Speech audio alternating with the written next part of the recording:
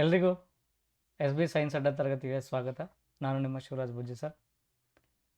ಈಗಾಗಲೇ ನೋಡ್ತಾ ಇದ್ದೀವಿ, ಕೆ ಎದಿಂದ ಸರ್ಕಾರಿ ಹುದ್ದೆಗಳ ಸುರಿಮಳೆ ಸುರಿತಾ ಇದೆ. ಯಾರು ಇಷ್ಟೆಲ್ಲ ದಿನ ವೇಟಿಂಗ್ ಪೀರಿಯಡಲ್ಲಿದ್ದರೋ ಈಗೆಲ್ಲ ನೌಕರಿ ತೊಗೊಳ್ಳೋಕ್ಕೆ ಒಳ್ಳೆ ಸುವರ್ಣ ಅವಕಾಶ. ಮತ್ತು ಕೆ ಇ ಎ ಪೇಪರ್ ಅಂತೂ ನಾವು ನೋಡ್ತಾ ಇರುವ ಹಾಗೆ ಒಳ್ಳೆ ಕ್ವಾಲಿಟಿ ಪೇಪರ್ ಸೆಟ್ ಮಾಡ್ತಾ ಇದ್ದಾರೆ. ಕೆ ಪಿ ಎಸ್ ಸಿ ಅವರಂತೂ ಸ್ವಲ್ಪ ಹೋಯ್ತು ಅವ್ರ ಕಾಲ. ಈಗ ಕೆ ಪಿ ಎಸ್ ಸಿ ಹಗರಣಗಳಲ್ಲೇ ಸಿಲ್ಕ್ ಬಿಟ್ಟಿದೆ. ಕೆ ಎದವರಂತೂ ತುಂಬ ಕ್ವಾಲಿಟಿ ಪೇಪರ್ ಮತ್ತು ಎಲ್ಲ ಸಬ್ಜೆಕ್ಟ್ಗಳಿಗೆ ವೇಟೇಜನ್ನು ಕೊಡ್ತಾ ಇದ್ದಾರೆ. ಬಟ್ ಕೆಲವು ದಿನಗಳ ಹಿಂದೆ ನಾವು ನೋಡ್ತಿರುವಂಥ ಪೇಪರ್ ನೋಡಿದ್ರೆ ಸೈನ್ಸಿಗೆ ಮಾತ್ರ ಎಲ್ಲಿ ವೇಟೇಜನ್ನು ಕಮ್ಮಿ ಮಾಡಲಿಲ್ಲ. ಮಿನಿಮಮ್ 20% ಕ್ವಶನ್ಸು ಪ್ರತಿಯೊಂದು ಕೆ ಎ ಇಲಾಖೆ ನಡೆದಿರುವಂಥ ಎಕ್ಸಾಮ್ನಿಂದ ಕ್ಯಾರಿ ಮಾಡ್ತಾ ಬರ್ತಾ ಇದ್ದಾರೆ.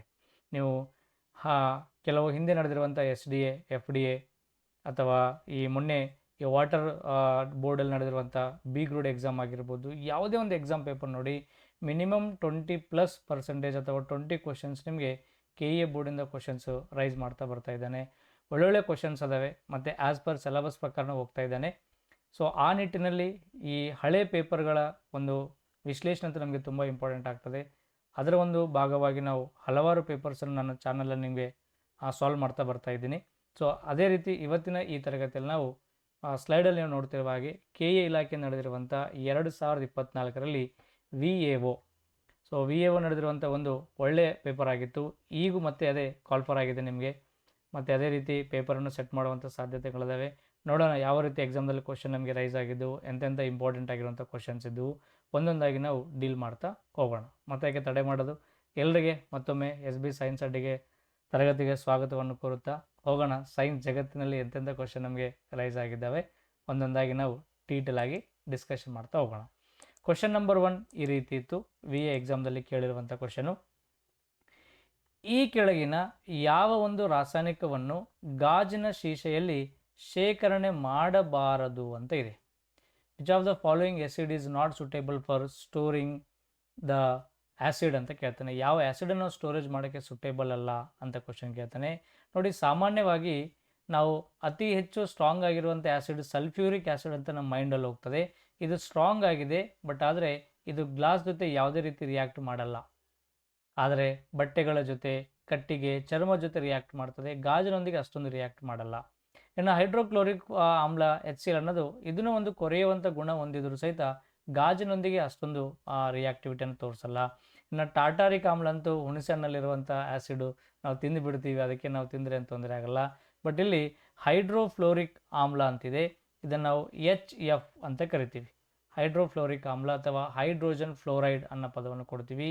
ಈ ಒಂದು ಆಮ್ಲ ಭಾಳ ಡೇಂಜರು ಯಾವುದಕ್ಕಂದ್ರೆ ಗಾಜಿನಂಥ ವಸ್ತುಗಳಿಗೆ. ಈ ಒಂದು ಹೈಡ್ರೋಫ್ಲೋರಿಕ್ ಆ್ಯಸಿಡ್ ಎಂಬ ಆ್ಯಸಿಡನ್ನು ನಾವು ಗಾಜಿನ ಮೇಲೆ ಕೆಲವೊಮ್ಮೆ ಕೆತ್ತನೆಗಳನ್ನು ಕೆತ್ತಬೇಕಾದ್ರೆ ನಾವು ಯೂಸ್ ಮಾಡ್ತೀವಿ. ಏನಾದರೂ ಫ್ಲವರ್ ಡಿಸೈನ್ ಹಿಂಗೆ ಕೈ ಜೋಡಿಸ್ಬಿಟ್ಟು ವೆಲ್ಕಮ್ ಅಂತ ಬರೆದು ಏನೋ ಒಂದು ಗಾಜಿನ ಮೇಲೆ ಕಲರ್ ಹೂವುಗಳನ್ನು ಬಿಡಿಸೋದು ನಾವು ಯೂಸ್ ಮಾಡ್ತೀವಿ. ಯಾಕಂದರೆ ಇದು ಗಾಜಿನ ಜೊತೆ ರಿಯಾಕ್ಟ್ ಮಾಡಿಬಿಟ್ಟು ಗಾಜನ್ನು ಕೊರೆದು ಬಿಡ್ತದೆ, ಕರೋಜನ್ ಉಂಟು ಮಾಡ್ತದೆ. ಹಂಗೆ ಇನ್ ಕೇಸ್ ನೀವೇನಾದರೂ ಅಂಥ ಒಂದು ಗುಣವನ್ನು ಹೊಂದಿರುವಂಥ ಆ್ಯಸಿಡನ್ನು ಗ್ಲಾಸ್ ಒಳಗೆ ಹಾಕಿಬಿಟ್ರಿ ಅಂತಂದರೆ ಆ ಒಳಗಿರುವಂಥ ಲಿಕ್ವಿಡ್, ದಟ್ ಇಸ್ ಆ್ಯಸಿಡ್ ಮತ್ತು ಗಾಜು ರಿಯಾಕ್ಟ್ ಆಗಿಬಿಟ್ಟು ಗಾಜನ್ನು ಹಾಳು ಮಾಡಿಬಿಟ್ಟು ಆ ಬಾಟ್ಲು ಒಡೆದೋಗ್ಬಿಡ್ತೈತಿ. ಹಾಗಾಗಿ ನಾವು ಯಾವ ಆ್ಯಸಿಡನ್ನು ಗಾಜಲ್ಲಿ ತುಂಬಿಡಬಾರ್ದು ಅಂತ ಕೇಳ್ತಾನೆ. ಹೈಡ್ರೋಜನ್ ಫ್ಲೋರೈಡ್ ಅನ್ನೋದು ಇದು ನಮಗೆ ಗ್ಲಾಸ್ಗಳಲ್ಲಿ ಕೇಳುವಂಥ ಕ್ವಶನು. ಗಾಜಿನ ಮೇಲೆ ಕೆತ್ತನೆಗಳನ್ನು ಬರೆಯಲು ಬಳಸುವಂಥ ಆ್ಯಸಿಡ್ ಯಾವುದು ಅಂತಲೇ ಎಕ್ಸಾಮ್ದಲ್ಲಿ ಕ್ವಶನ್ ರೈಸ್ ಆಗಿದೆ. ಅದೇ ಹೈಡ್ರೋಜನ್ ಫ್ಲೋರೈಡ್ ಅಥವಾ ಹೈಡ್ರೋಫ್ಲೋರಿಕ್ ಆಮ್ಲ ಅಂತ ಕೊಡ್ತೀವಿ. Hydrofluoric acid is so courage that it can dissolve ಗ್ಲಾಸನ್ನೇ ಕರಗಿಬಿಡ್ತೈತಿ. ಇದರೊಳಗೆ ನೀವು ಒಂದು ಹೈಡ್ರೋಫ್ಲೋರಿಕ್ ಆ್ಯಸಿಡ್ ತೊಗೊಂಡು 2 ಚೂರು ಗಾಜಿನ ಚೂರನ್ನು ಒಳಗೆ ಹಾಕ್ಬಿಟ್ರಿ ಅಂತಂದರೆ ಸ್ವಲ್ಪ ಸಮಯದ ನಂತರ ಗ್ಲಾಸ್ ಎಲ್ಲದ ಹುಡುಕರು ಸಿಗಲ್ಲ ನಮಗೆ, ಯಾಕಂದರೆ ಕಂಪ್ಲೀಟಾಗಿ ಕರಗಿಬಿಡ್ತೈತಿ. ಅಂಥ ಒಂದು ಗುಣ ಯಾವುದಕ್ಕಿದೆ, ಹೈಡ್ರೋಫ್ಲೋರಿಕ್ ಆ್ಯಸಿಡ್ ಅಂತ. ಇನ್ನು ಕೊಟ್ಟಿರುವಂಥ ಕೆಲವೊಂದು ಆಮ್ಲಗಳನ್ನ ನಾವು ನೋಡಿಕೊಂಡಾಗ ಹೈಡ್ರೋಕ್ಲೋರಿಕ್ ಆಮ್ಲ ಗೊತ್ತು, ಇದನ್ನು ಜಠರ ರಸ ಅಂತ ಕರಿತೀವಿ. ನಮ್ಮ ದೇಹದಲ್ಲಿ ಹೊಟ್ಟೆಯಲ್ಲೇ ಪ್ರೊಡ್ಯೂಸ್ ಆಗುವಂಥ ಆ್ಯಸಿಡ್ ಇದು. ನಮ್ಮ ಹೊಟ್ಟೆಯಲ್ಲಿರುವಂಥ ಸೂಕ್ಷ್ಮಾಣು ಜೀವಿಗಳನ್ನು ನಾಶಪಡಿಸೋಕೆ ಹೆಲ್ಪ್ ಮಾಡ್ತದೆ. ಇನ್ನು ಸಲ್ಫ್ಯೂರಿಕ್ ಆ್ಯಸಿಡ್ ಆಮ್ಲಗಳ ರಾಜ ಅಂತ ಕರಿತೀವಿ. ಇದು ಮೇಜರ್ ಆಗಿ ಲೆಡ್ ಆ್ಯಸಿಡ್ ಬ್ಯಾಟ್ರಿಗಳಲ್ಲಿ ಅತಿ ಹೆಚ್ಚಾಗಿ ಯೂಸ್ ಮಾಡ್ತೀವಿ. ಇನ್ನು ಟಾಟಾರಿಕ್ ಆಮ್ಲ ಹುಣಸೆ ಹಣ್ಣಿನಲ್ಲಿ ಕಂಡು ಬರ್ತದೆ. ಆಹಾರ ಪದಾರ್ಥಗಳಿಗೆ ಹುಳಿ ರುಚಿ ನೀಡಬೇಕಾದ್ರೆ ಈ ಆ್ಯಸಿಡನ್ನು ನಾವು ಯೂಸ್ ಮಾಡ್ತೀವಿ.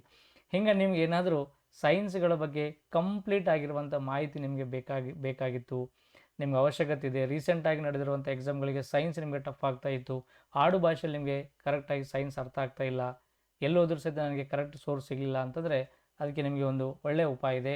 ಈ SB ಸೈನ್ಸ್ ಅಡ್ಡ ಅಂತ ಏನು ನೀವು ನೋಡ್ತಾ ಇದ್ರಲ್ಲ, ಇದರದೊಂದು ಪ್ರೈವೇಟ್ ಆ್ಯಪ್ ಇದೆ. ನೀವು ಆ್ಯಪ್ ಡೌನ್ಲೋಡ್ ಮಾಡ್ಕೊಂಬಿಟ್ಟು ಕಂಪ್ಲೀಟ್ ಆಗಿರುವಂಥ ಕೋರ್ಸಸನ್ನು ಈವರೆಗೆ 200 ಗಂಟೆಗಳಿಗಿಂತ ಹೆಚ್ಚು ಕ್ಲಾಸಸ್ಸನ್ನು ಆ್ಯಪಲ್ಲಿ ನೀವು ಅಬ್ಸರ್ವ್ ಮಾಡ್ತೀರಿ. ಫಿಸಿಕ್ಸು, ಕೆಮಿಸ್ಟ್ರಿ ಮತ್ತು ಬಯಾಲಜಿ ಕಂಪ್ಲೀಟ್ ಆಗಿರುವಂಥ ಕೋರ್ಸಸ್ ಅದಾವೆ.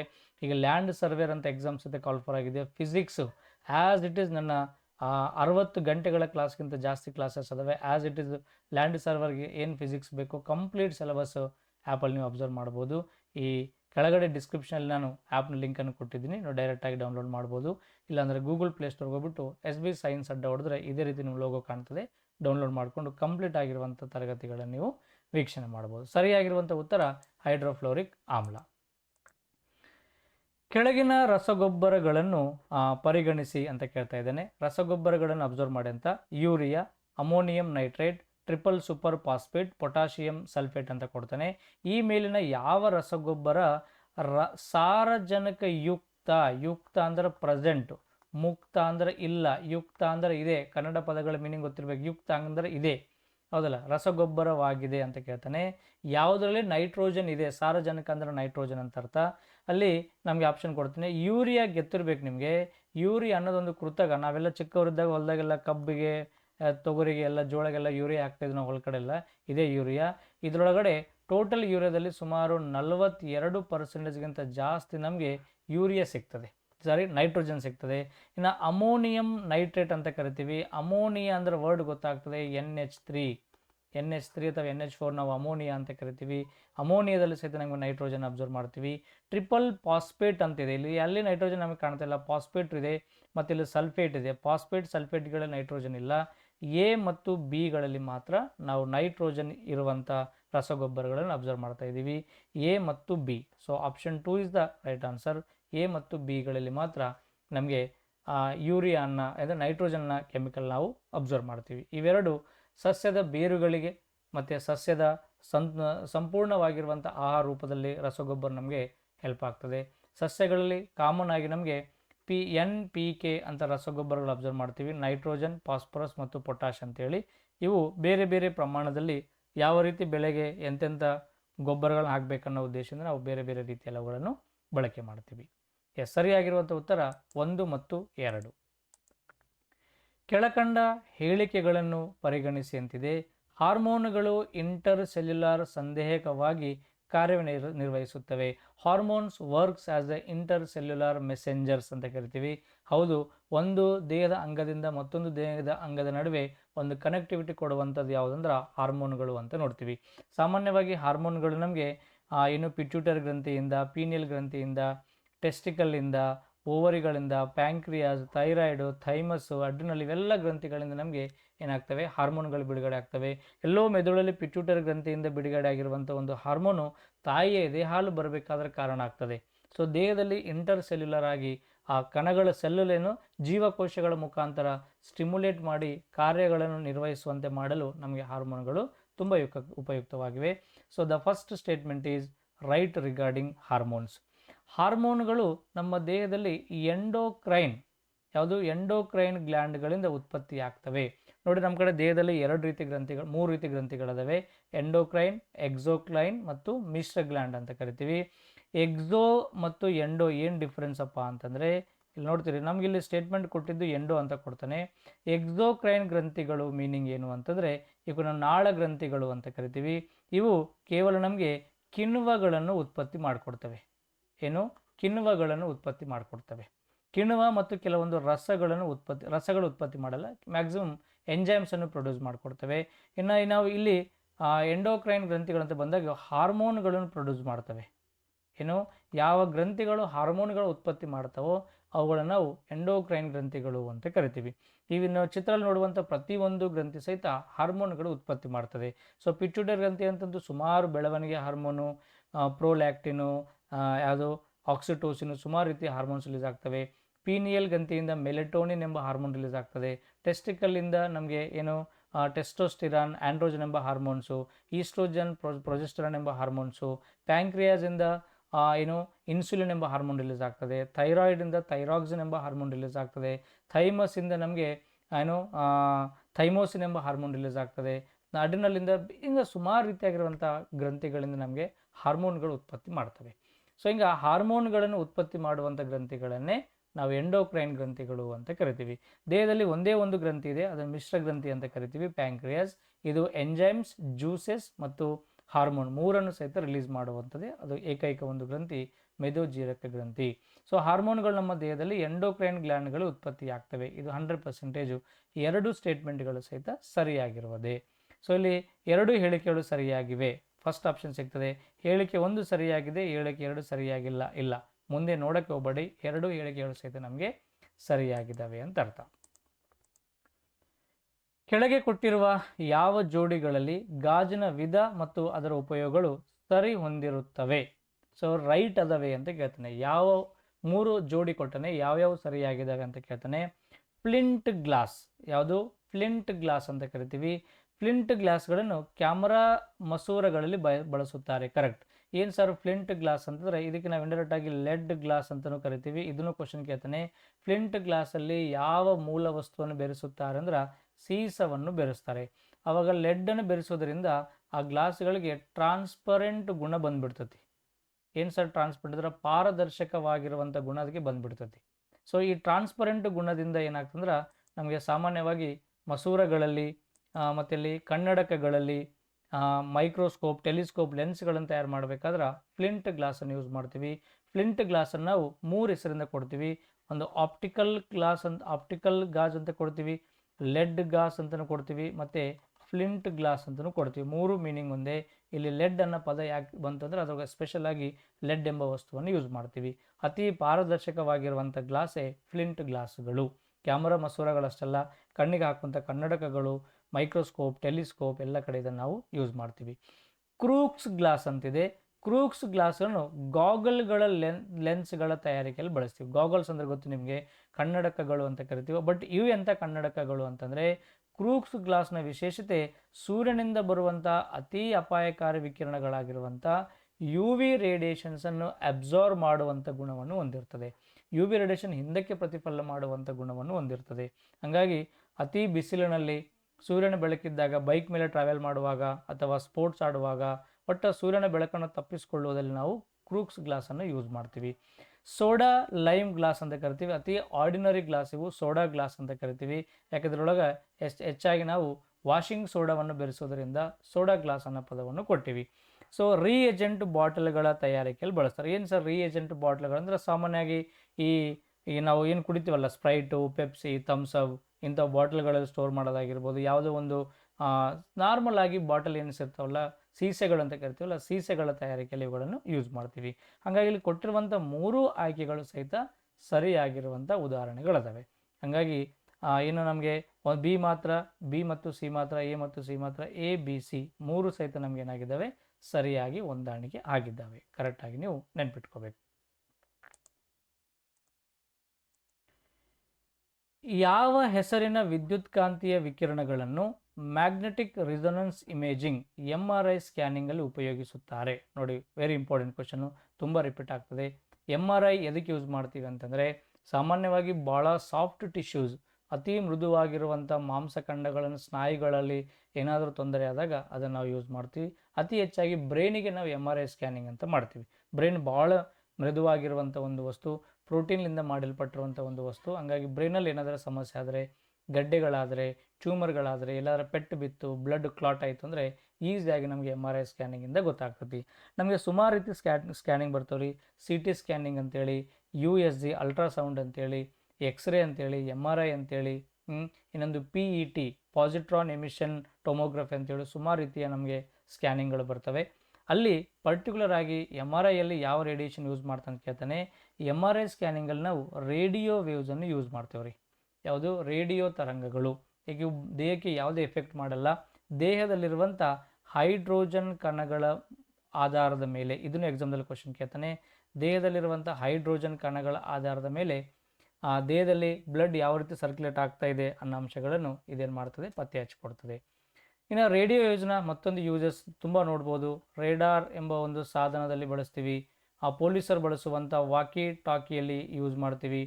ರೇಡಿಯೋ ಒಂದು ಪ್ರಸಾರದಲ್ಲಿ ಬಳಸ್ತೀವಿ, ನಾವು ಯೂಸ್ ಮಾಡುವಂಥ ಸೆಲ್ ಫೋನ್ಗಳಲ್ಲಿ ಯೂಸ್ ಮಾಡ್ತೀವಿ, ಮನೆಯಲ್ಲಿರುವಂಥ ವೈಫೈ ಮತ್ತು ಬ್ಲೂಟೂತ್ಗಳಲ್ಲಿ ಯೂಸ್ ಮಾಡ್ತೀವಿ. ಒಟ್ಟು ವೈರ್ಲೆಸ್ ಕಮ್ಯುನಿಕೇಷನ್ ಡಿವೈಸ್ ಏನಿರ್ತವೋ ಎಲ್ಲದರೊಳಗೆ ನಾವು ಯೂಸ್ ಮಾಡುವಂಥ ರೇಡಿಯೇಷನ್ನೇ ರೇಡಿಯೋ ವೇವ್ ಅಂತ ನೋಡ್ತೀವಿ. ಇನ್ನೊಂದೆರಡು ಅಪ್ಲಿಕೇಶನ್ ನಾವು ನೋಡ್ಕೊಂಡ್ರೆ ಅಲ್ಟ್ರಾವೈಲೆಟ್ ರೇಡಿಯೇಷನ್, ನೇರಳಾತೀತ ವಿಕಿರಣಗಳು, ಮೇಜರಾಗಿ ಓಜೋನ್ ಲೇಯರ್ ಇವುಗಳನ್ನು ಸ್ಟಾಪ್ ಮಾಡ್ತದೆ. ಅಲ್ಟ್ರಾವೈಲೆಟ್ ರೇಡಿಯೇಷನ್ ನಾವು ನಕಲಿಗಳನ್ನು ಪತ್ತೆ ಹಚ್ಚಕ್ಕೆ ಯೂಸ್ ಮಾಡ್ತೀವಿ. ನಕಲಿ ನೋಟುಗಳನ್ನು, ನಕಲಿ ಡೈಮಂಡ್ಗಳನ್ನು, ಏನು ನಕಲಿಯಾಗಿರುವಂಥ ಡಾಕ್ಯುಮೆಂಟ್ಗಳನ್ನು ಪತ್ತೆ ಹಚ್ಚಕ್ಕೆ ಯೂಸ್ ಮಾಡ್ತೀವಿ. ಜೊತೆಗೆ ನೇರಳಾತೀತ ವಿಕಿರಣಗಳನ್ನು ಬಯೋಮೆಟ್ರಿಕಲ್ಲಿ ಬಳಸ್ತೀವಿ. ತುಂಬ ಬಾರಿ ಕೇಳ್ತಾರೆ ನಮಗೆ ಬಯೋಮೆಟ್ರಿಕ್, ದೇಹದಲ್ಲಿರುವಂಥ ಕೆಲವೊಂದು ಅಂಶಗಳನ್ನು ಮೆಜರ್ಮೆಂಟ್ ಮಾಡೋಕ್ಕೆ ಯೂಸ್ ಮಾಡ್ತೀವಿ. ಮೇಜರಾಗಿ ನಮಗೆ ಫಿಂಗರ್ ಪ್ರಿಂಟ್, ಈಗೆಲ್ಲ ನಾವು ಮೊಬೈಲ್ಗಳಿಗೆಲ್ಲ ಹಿಂಗೆ ಬೆಲ್ ಟಚ್ ಮಾಡಿಬಿಟ್ರೆ ಸಾಕು ಅನ್ಲಾಕ್ ಆಗಿಬಿಡ್ತೈತಿ. ಸೊ ಫಿಂಗರ್ ಪ್ರಿಂಟ್ ಆಗಿರ್ಬೋದು, ಫೇಸ್ ಅನ್ಲಾಕ್ ಆಗಿರ್ಬೋದು, ವಾಯ್ಸ್ ರಿಕಗ್ನೈಸ್ ಆಗಿರ್ಬೋದು, ಇವೆಲ್ಲಗಳನ್ನು ಮಾಡುವಂಥದ್ದು ಯಾವುದಂದ್ರೆ ಇದೇ ಯು ವಿ ರೇಡಿಯೇಷನ್. ಈಗಿನ ದಿನಗಳಲ್ಲಿ ನಾವೆಲ್ಲ ATMಗೆ ಹೋಗಿ ದುಡ್ಡು ಹಾಕಕ್ಕೆ ಹೋಗ್ತೀವಿ, ನಾವು CDMA ಮಷಿನ್ಸ್ ಅಂತ ಬರ್ತವೆ. ಅಲ್ಲಿ ಯಾವುದಾದ್ರು ಒಂದು ನೋಟು ಫೋಲ್ಡ್ ಆಗಿತ್ತು, ಆ ನೋಟ್ ಮಧ್ಯಗಳಲ್ಲಿ ಯಾವುದೋ ಒಂದು ಡಮ್ಮಿ ನೋಟ್ ನೀವು ಆಗ್ಬಿಟ್ಟಂದ್ರೆ ಆ ನೋಟ್ ಮಷಿನ್ ಒಳಗಡೆ ಹೋಗಲ್ಲ. ಸೊ ಪ್ರತಿ ನೋಟನ್ನು ಸಹಿತ ಡೂಪ್ಲಿಕೇಟ್ ಕರೆನ್ಸಿ ನೋಟನ್ನು ಚೆಕ್ ಮಾಡುವಂಥ ರೇಡಿಯೇಷನ್ನೇ ಯು ವಿ ರೇಡಿಯೇಷನ್ ಅಂತ ನೋಡ್ತೀವಿ. ಸೊ ಸೂಕ್ಷ್ಮಾಣುಜೀವಿಗಳನ್ನು ನಾಶಪಡಿಸೋಕ್ಕೆ ಯೂಸ್ ಮಾಡ್ತೀವಿ, ಕ್ರಿಮಿಕೀಟಗಳ ನಾಶಪಡಿಸೋಕ್ಕೆ ಯೂಸ್ ಮಾಡ್ತೀವಿ, ವಾಟರ್ ಪ್ಯೂರಿಫಿಕೇಷನಲ್ಲಿ ಯೂಸ್ ಮಾಡ್ತೀವಿ. ತುಂಬ ಅಪ್ಲಿಕೇಶನ್ ನಾವು ಯು ವಿ ರೇಡಿಯೇಷನ್ ಅಪ್ಲಿಕೇಶನ್ ನೋಡ್ತೀವಿ. ಇನ್ನು ಮೈಕ್ರೋವೇವ್ ಓವನ್ ಅಂತ ಬಂದಾಗ ಮೇಜರಾಗಿ GPS ಅಲ್ಲಿ ಯೂಸ್ ಮಾಡ್ತೀವಿ, ಗೊತ್ತಲ್ಲ, ಗ್ಲೋಬಲ್ ಪೊಸಿಷನಿಂಗ್ ಸಿಸ್ಟಮ್ ಟ್ರ್ಯಾಕ್ ಮಾಡೋಕ್ಕೆ ಯೂಸ್ ಮಾಡ್ತೀವಿ. ಇನ್ನು ಮೈಕ್ರೋವೇವ್ ಓವನ್ಗಳಲ್ಲಿ ಬಳಸ್ತೀವಿ. ಓವನ್ ಗೊತ್ತಲ್ಲ ನಿಮಗೆ, ಬೇಕ್ರಿಗಳಲ್ಲಿ ಫುಡ್ ಐಟಮನ್ನು ಬೇಗ ಬಿಸಿ ಮಾಡಿಕೊಡ್ಬೇಕಾದ್ರೆ ಓವನ್ಗಳನ್ನು ಬಳಸ್ತೀವಲ್ಲ, ಅಲ್ಲಿ ಇದರ ಅಪ್ಲಿಕೇಶನ್ ನಾವು ತುಂಬ ನೋಡ್ತೀವಿ. ಇನ್ನು ಗಾಮಾ ರೇಡಿಯೇಷನ್ ಅಪ್ಲಿಕೇಶನ್ ಒಂದೇ ಜಾಸ್ತಿ ಯೂಸ್ ಮಾಡ್ತೀವಿ, ದಟ್ ಈಸ್ ವಿವಿಧ ರೀತಿಯ ಕ್ಯಾನ್ಸರ್ ಟ್ರೀಟ್ಮೆಂಟ್ಗಳನ್ನು ಗುಣಮುಖ ಮಾಡಬೇಕಾದ್ರೆ, ಕ್ಯಾನ್ಸರನ್ನು ಗುಣಮುಖ ಮಾಡಬೇಕಾದ್ರೆ ಗಾಮಾ ರೇಡಿಯೇಷನ್ ನಾವು ಅತಿ ಹೆಚ್ಚಾಗಿ ಬಳಸ್ತೀವಿ. ನೋಡಿದು ಸ್ವಲ್ಪ ಡಿಫ್ರೆಂಟ್ ಆಗಿರುವಂಥ ಕ್ವಶನು.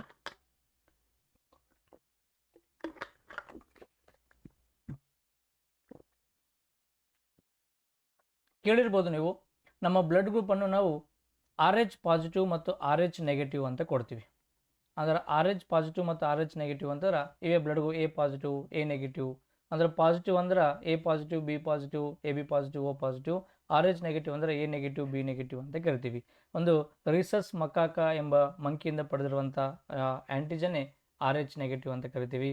ನೋಡಿ, ಬ್ಲಡ್ ಬಗ್ಗೆ ಬ್ಲಡ್ ಮತ್ತು ಡಿಸೀಸ್, ಬ್ಲಡ್ ಗ್ರೂಪ್ಸು ಮತ್ತು ಬ್ಲಡ್ ಸರ್ಕ್ಯುಲೇಷನ್ ಅನ್ನೋ ಒಂದು 3 ಚಾಪ್ಟರ್ನು ಕಂಪ್ಲೀಟ್ ಆಗಿ ನಿಮಗೆ 6 ರಿಂದ 7 ಗಂಟೆಗಳ ಕಾಲ ಕಂಪ್ಲೀಟ್ ಡಿಸ್ಕಷನ್ ಮಾಡಿ ನಾನು ನಮ್ಮ ಆ್ಯಪಲ್ಲಿ. ಒಂದ್ಸಲ ಟೈಮ್ ಸಿಕ್ಕಾಗ ಡಿಸ್ಕ್ರಿಪ್ಷನ್ ಕೊಟ್ಟಿರುವಂಥ ಲಿಂಕ್ ಮೇಲೆ ಕ್ಲಿಕ್ ಮಾಡ್ಕೊಂಡು ಆ್ಯಪ್ ಡೌನ್ಲೋಡ್ ಮಾಡ್ಕೊಂಡು ಜಸ್ಟ್ ಕಂಟೆಂಟ್ ನೋಡಿ ನೀವು ಅಷ್ಟೇ. ಸೊ ಬ್ಲಡ್ಡು ಮತ್ತು ಬ್ಲಡ್ ಗ್ರೂಪ್, ಬ್ಲಡ್ ಅಂದರೇನು, ಮತ್ತು ಬ್ಲಡ್ನ ಟೈಪ್ಸ್ ಏನು, ಬ್ಲಡ್ ಸೆಲ್ಸ್ ಏನು, ಬ್ಲಡ್ಗೆ ಯಾವ ರೋಗಗಳು ಬರ್ತವೆ, ಸಿಕಲ್ ಸೆಲ್ ಅನಿಮಿ ಅಂದರೇನು, ಅನಿಮಿ ಅಂದರೇನು, ಅನಿಮಿ ಏನು, ಮತ್ತು ಇದರೊಳಗೆ ಅನುವಂಶಿ ರೋಗಗಳಾಗಿರುವಂಥ ಹಿಮೋಫೀಲಿಯಾ ಮೀನಿಂಗ್ ಏನು, ಬ್ಲಡ್ ಗ್ರೂಪ್ಸ್ ಪಾಸಿಟಿವ್ ನೆಗೆಟಿವ್ ಹೆಂಗೆ ಚೆಕ್ ಮಾಡ್ತಾರೆ, ಯಾರಿಗೆ ಬ್ಲಡ್ಡನ್ನು ದಾನ ಮಾಡ್ಬೋದು, ಯಾವ ಸಂದರ್ಭದಲ್ಲಿ ಬ್ಲಡ್ ಡೊನೇಟ್ ಮಾಡೋಕ್ಕಾಗಲ್ಲ, ಬ್ಲಡ್ ಬ್ಯಾಂಕ್ ಮೀನಿಂಗ್ ಏನು, ಪಾಸಿಟಿವ್ ನೆಗೆಟಿವ್ ಹೆಂಗೆ ಐಡೆಂಟಿಫಿಕೇಷನ್ ಮಾಡ್ತಾರೆ, ಡಾಕ್ಟರ್ ಇಮಿಡಿಯೇಟಾಗಿ 15 ಸೆಕೆಂಡಲ್ಲಿ ನಮ್ಮ ಬ್ಲಡ್ ಗ್ರೂಪನ್ನು ಹೆಂಗೆ ಕೊಡ್ತಾರೆ, ಗೊತ್ತಿಲ್ಲದಿರುವಂಥ ವ್ಯಕ್ತಿ ಬ್ಲಡ್ ನೀವು ಹೆಂಗೆ ಡೊನೇಟ್ ಮಾಡ್ತೀರಿ, ತುಂಬ ಡೀಟೇಲ್ ಆಗಿರುವಂಥ. ಮತ್ತು ಬ್ಲಡ್ ಸರ್ಕ್ಯುಲೇಷನ್, ಹಾರ್ಟ್ ಬಗ್ಗೆ, ಹಾರ್ಟ್ ಬೀಟ್ ಅಂದರೇನು, ಬ್ಲಡ್ ಪ್ರೆಷರ್, BP ಹೆಚ್ಚಾಗ್ಯದ ಮೀನಿಂಗ್ ಅರ್ಥ ಏನು, ಭಾಳ ಮಂದಿ ಗೊತ್ತಿಲ್ಲ. BP ಜಾಸ್ತಿ ಆಗಿದೆ, BP ಡೌನ್ ಆಗಿದೆ, ಎಷ್ಟಿದ್ರೆ BP ಜಾಸ್ತಿ, ಎಷ್ಟಿದ್ರೆ BP ಡೌನ್, ತುಂಬ ಅಂಶಗಳನ್ನು ನಮ್ಮ ಆ್ಯಪಲ್ಲಿ ಒಂದ್ಸಲ ಚರ್ಚೆ ಮಾಡಿದ್ದೀನಿ, ನೀವು ಟೈಮ್ ಸಿಕ್ಕಾಗ ನೋಡ್ಕೊಂಬನ್ನಿ. ಹಿಂಗೆ ಈ ಬ್ಲಡ್ ಚಾಪ್ಟ್ರಲ್ಲಿ ಒಂದು RH ಅನ್ನೋ ಒಂದು ಫ್ಯಾಕ್ಟ್ರಿದಲ್ಲಿ ಇದು ಮನುಷ್ಯನ ಬ್ಲಡ್ ಗ್ರೂಪನ್ನು ಪಾಸಿಟಿವ್ ಮತ್ತು ನೆಗೆಟಿವ್ ಅಂತ ಡಿಸೈಡ್ ಮಾಡ್ತೈತಿ. ಬಟ್ ಇಲ್ಲಿ ಏನು ಸಮಸ್ಯೆ ಆಗ್ತದೆ ಅಂತಂದರೆ, ಒಂದು ತಾಯಿ, ಒಂದು ಮಹಿಳೆ RH ನೆಗೆಟಿವ್ ಬ್ಲಡ್ ಗ್ರೂಪ್ ಇರುವಂಥ ವ್ಯಕ್ತಿ, ಅಂದರೆ ನೆಗೆಟಿವ್ ಅಂದರೆ ಅವ್ರ ಕಡೆ RH ಆ್ಯಂಟಿಜನ್ಗಳು ಇಲ್ಲ ಅಂತ ಅರ್ಥ. ಅಂಥ ಒಂದು ತಾಯಿಗೆ, ಒಂದು ಮಹಿಳೆಗೆ RH ಪಾಸಿಟಿವ್ ಇರುವಂಥ ವ್ಯಕ್ತಿಯಿಂದ ಮ್ಯಾರೇಜ್ ಆದಾಗ, ಕರೆಕ್ಟಾಗಿ ಕೇಳಿಸ್ಕೋಬೇಕು, ತಾಯಿಯ ಬ್ಲಡ್ ಗ್ರೂಪು RH ನೆಗೆಟಿವ್ ಇದೆ ಅಂದರೆ A negative, B negative, AB negative, O negative, ಯಾವುದಾದ್ರು ಒಂದು ನೆಗೆಟಿವ್ ಆಗಿರ್ಬೋದು. ಅಂಥ ಮಹಿಳೆಗೆ RH positive, A positive, AB positive, B positive, ಯಾವುದಾದ್ರು ಒಂದು ಪಾಸಿಟಿವ್ ಇರುವಂಥ ಬ್ಲಡ್ ಗ್ರೂಪ್ ಜೊತೆ ಮ್ಯಾರೇಜ್ ಆದಾಗ ಅವರಿಬ್ಬರ ಸಮ್ಮಿಳನದಿಂದ, ಅವರಿಬ್ಬರ ಒಂದು ಲೈಂಗಿಕ ಚಟುವಟಿಕೆಗಳಿಂದ ಅವರ ತಾಯಿಯ ಬಾಡಿಗೆ ಏನಾಗ್ತದೆ, RH ಪಾಸಿಟಿವ್ ಇರುವಂಥ ಒಂದು ಆ್ಯಂಟಿಜನ್ ಎಂಟರ್ ಆಗ್ತದೆ. ಯಾವಾಗಂದ್ರೆ ತಾಯಿ ಗರ್ಭ ಧರಿಸಿದಾಗ, ಪ್ರೆಗ್ನೆನ್ಸಿ ಸಮಯದಲ್ಲಿ ಈ ಗಂಡುವಿನ ವೀರ್ಯ ಕಣಗಳ ಜೊತೆಗೆ RH ಪಾಸಿಟಿವ್ ಎಂಬ ಆ್ಯಂಟಿಜನ್ ಏನಾಗ್ತದೆ ಆ ತಾಯಿಯ ಗರ್ಭದೊಳಗೆ ಎಂಟರ್ ಆಗ್ತದೆ. ಆವಾಗ ತಾಯಿಯ ಬಾಡಿ ಏನು ಥಿಂಕ್ ಮಾಡ್ತದೆ, ನನ್ನ ಕಡೆ ಇಷ್ಟು ದಿನ ಯಾವುದೇ ರೀತಿಯ ಪಾಸಿಟಿವ್ ಆ್ಯಂಟಿಜನ್ಸ್ ಇರಲಿಲ್ಲ, ಸಡನ್ನಾಗಿ ನನಗೆ ಯಾವುದೋ ಒಂದು ಬೇರೆ ಒಂದು ಬಾಡಿಯಿಂದ ನನಗೆ ಪಾಸಿಟಿವ್ ಇರುವಂಥ ಆ್ಯಂಟಿಜನ್ಸ್ ಬಂತು, ಇದು ನನಗೆ ದೇಹಕ್ಕೆ ಬೇಕಾಗಿಲ್ಲ, ಇದು ಅನ್ವಾಂಟೆಡ್ ಅಂತ ಹೇಳ್ಬಿಟ್ಟು ತನ್ನ ಮಹಿಳೆಯ ಬಾಡಿ ಏನು ಮಾಡ್ತದೆ, ಆ RH ಪಾಸಿಟಿವ್ಗಳನ್ನು ಆ್ಯಂಟಿಜನ್ಗಳನ್ನು ಸಡಿಬಡಿಬೇಕು, ಹೊಡೆದು ಸಾಯಿಸ್ಬೇಕಂತೇಳಿ ತನ್ನ ಬಾಡಿಯಲ್ಲಿ, ಮಹಿಳೆಯ ಬಾಡಿಯಲ್ಲಿ ಏನಾಗ್ತದೆ, ವಿಶೇಷವಾಗಿರುವಂಥ ಆ್ಯಂಟಿಬಾಡಿಗಳು ತಯಾರಾಗ್ತವೆ ಆ ಆ್ಯಂಟಿಜನನ್ನು ಬಡಿಬೇಕಂತೇಳಿ.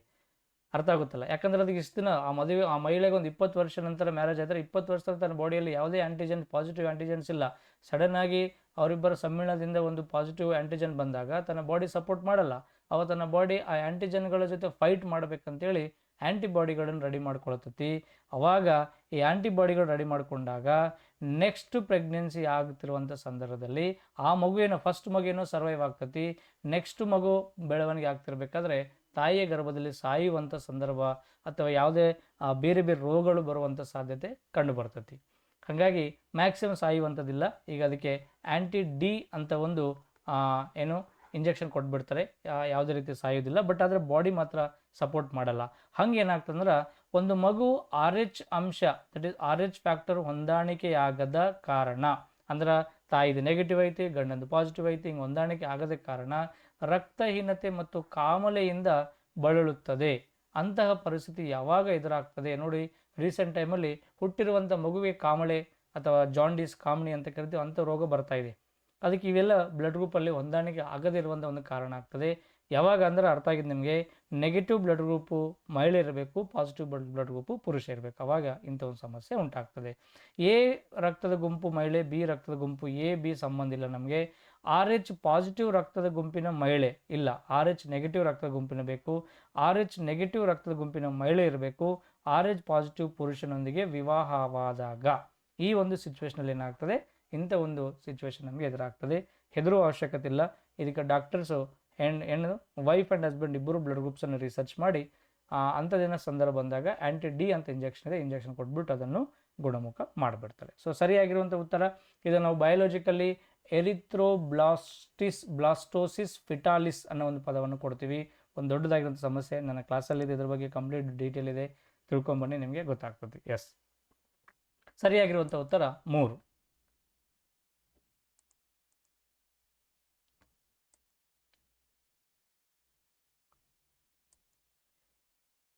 ಎಸ್, ಇಲ್ಲಿ ಇನ್ನೊಂದು ಕ್ವಶನ್ ನೋಡಕ್ಕೆ ಹೋಗ್ತಾ ಇದ್ದೀವಿ. ಇದು ಸ್ವಲ್ಪ ಫಿಸಿಕ್ಸ್ಗೆ ಸಂಬಂಧಪಟ್ಟ ಕ್ವಶನು. 2 ಗಾಳಿ ತುಂಬಿದ ಬಲೂನ್ಗಳನ್ನು ಪರಸ್ಪರ ಉಣ್ಣೆ ಬಟ್ಟೆಯಿಂದ ಉಜ್ಜಿ ಚಾರ್ಜ್ ಮಾಡಿದ ಬಳಿಕ ಆ ಬಲೂನ್ಗಳನ್ನು ಪರಸ್ಪರ ಸನಿಹಕ್ಕೆ ತಂದರೆ, imagine there are 2 balloons are there, they are filled with a gas, ತುಂಬಿ ಅದನ್ನು ಯಾವುದೋ ಒಂದು ಉಣ್ಣೆ ಬಟ್ಟೆ, ಯಾವುದೋ ಒಂದು ಬಟ್ಟೆಗೆ ನಾವೇನಾಗಿ 2 ಬಲೂನ್ಗಳು ರಬ್ ಮಾಡಿಬಿಟ್ಟಿವಂತ. ರಬ್ ಮಾಡಿದ ಮೇಲೆ 2 ಬಲೂನ್ಗಳನ್ನು ಪರಸ್ಪರ ಹತ್ತಿರ ತಂದಾಗ ಏನಾಗ್ತವೆ ಅಂತ ಕೇಳ್ತಾನೆ. ನೋಡಿ, ನಿಮ್ಗೆ ಒಂದು ಎಕ್ಸಾಂಪಲ್ ಕೊಡ್ತೀನಿ. ಇದು ಯಾವುದೋ ಒಂದು ಕಟ್ಟಿಗೆನೋ ಬಟ್ಟೆ, ಉಣ್ಣೆನೋ ಬಟ್ಟೆ ಇದೆ ಅಂತ ತಿಳ್ಕೊಳ್ಳಿ. ಅವಾಗ ಈ ಬಟ್ಟೆ, ಈ ಉಣ್ಣೆ ನಾವು ಪಾಸಿಟಿವ್ ಚಾರ್ಜ್ ಅಂತ ತಿಳ್ಕೊಂಡಾಗ ರಬ್ ಮಾಡಿದಾಗ ಇಲ್ಲಿ ಏನು ತಯಾರಾಗ್ತದೆ, ನಮಗೆ ನೆಗೆಟಿವ್ ಚಾರ್ಜ್ ಅಂತ ತಯಾರಾಗ್ತದೆ. ಅವಾಗ ಇಲ್ಲಿ ಸಹಿತ ಬಟ್ಟೆಗೆ ಪಾಸಿಟಿವ್ ಚಾರ್ಜ್ ಅಂತ ತಿಳ್ಕೊಂಡಾಗ ಈ ಬಲೂನ್ಗೆ ಏನಾಗ್ತದೆ, ನೆಗೆಟಿವ್ ಚಾರ್ಜ್ಗಳು ತಯಾರಾಗ್ತವೆ.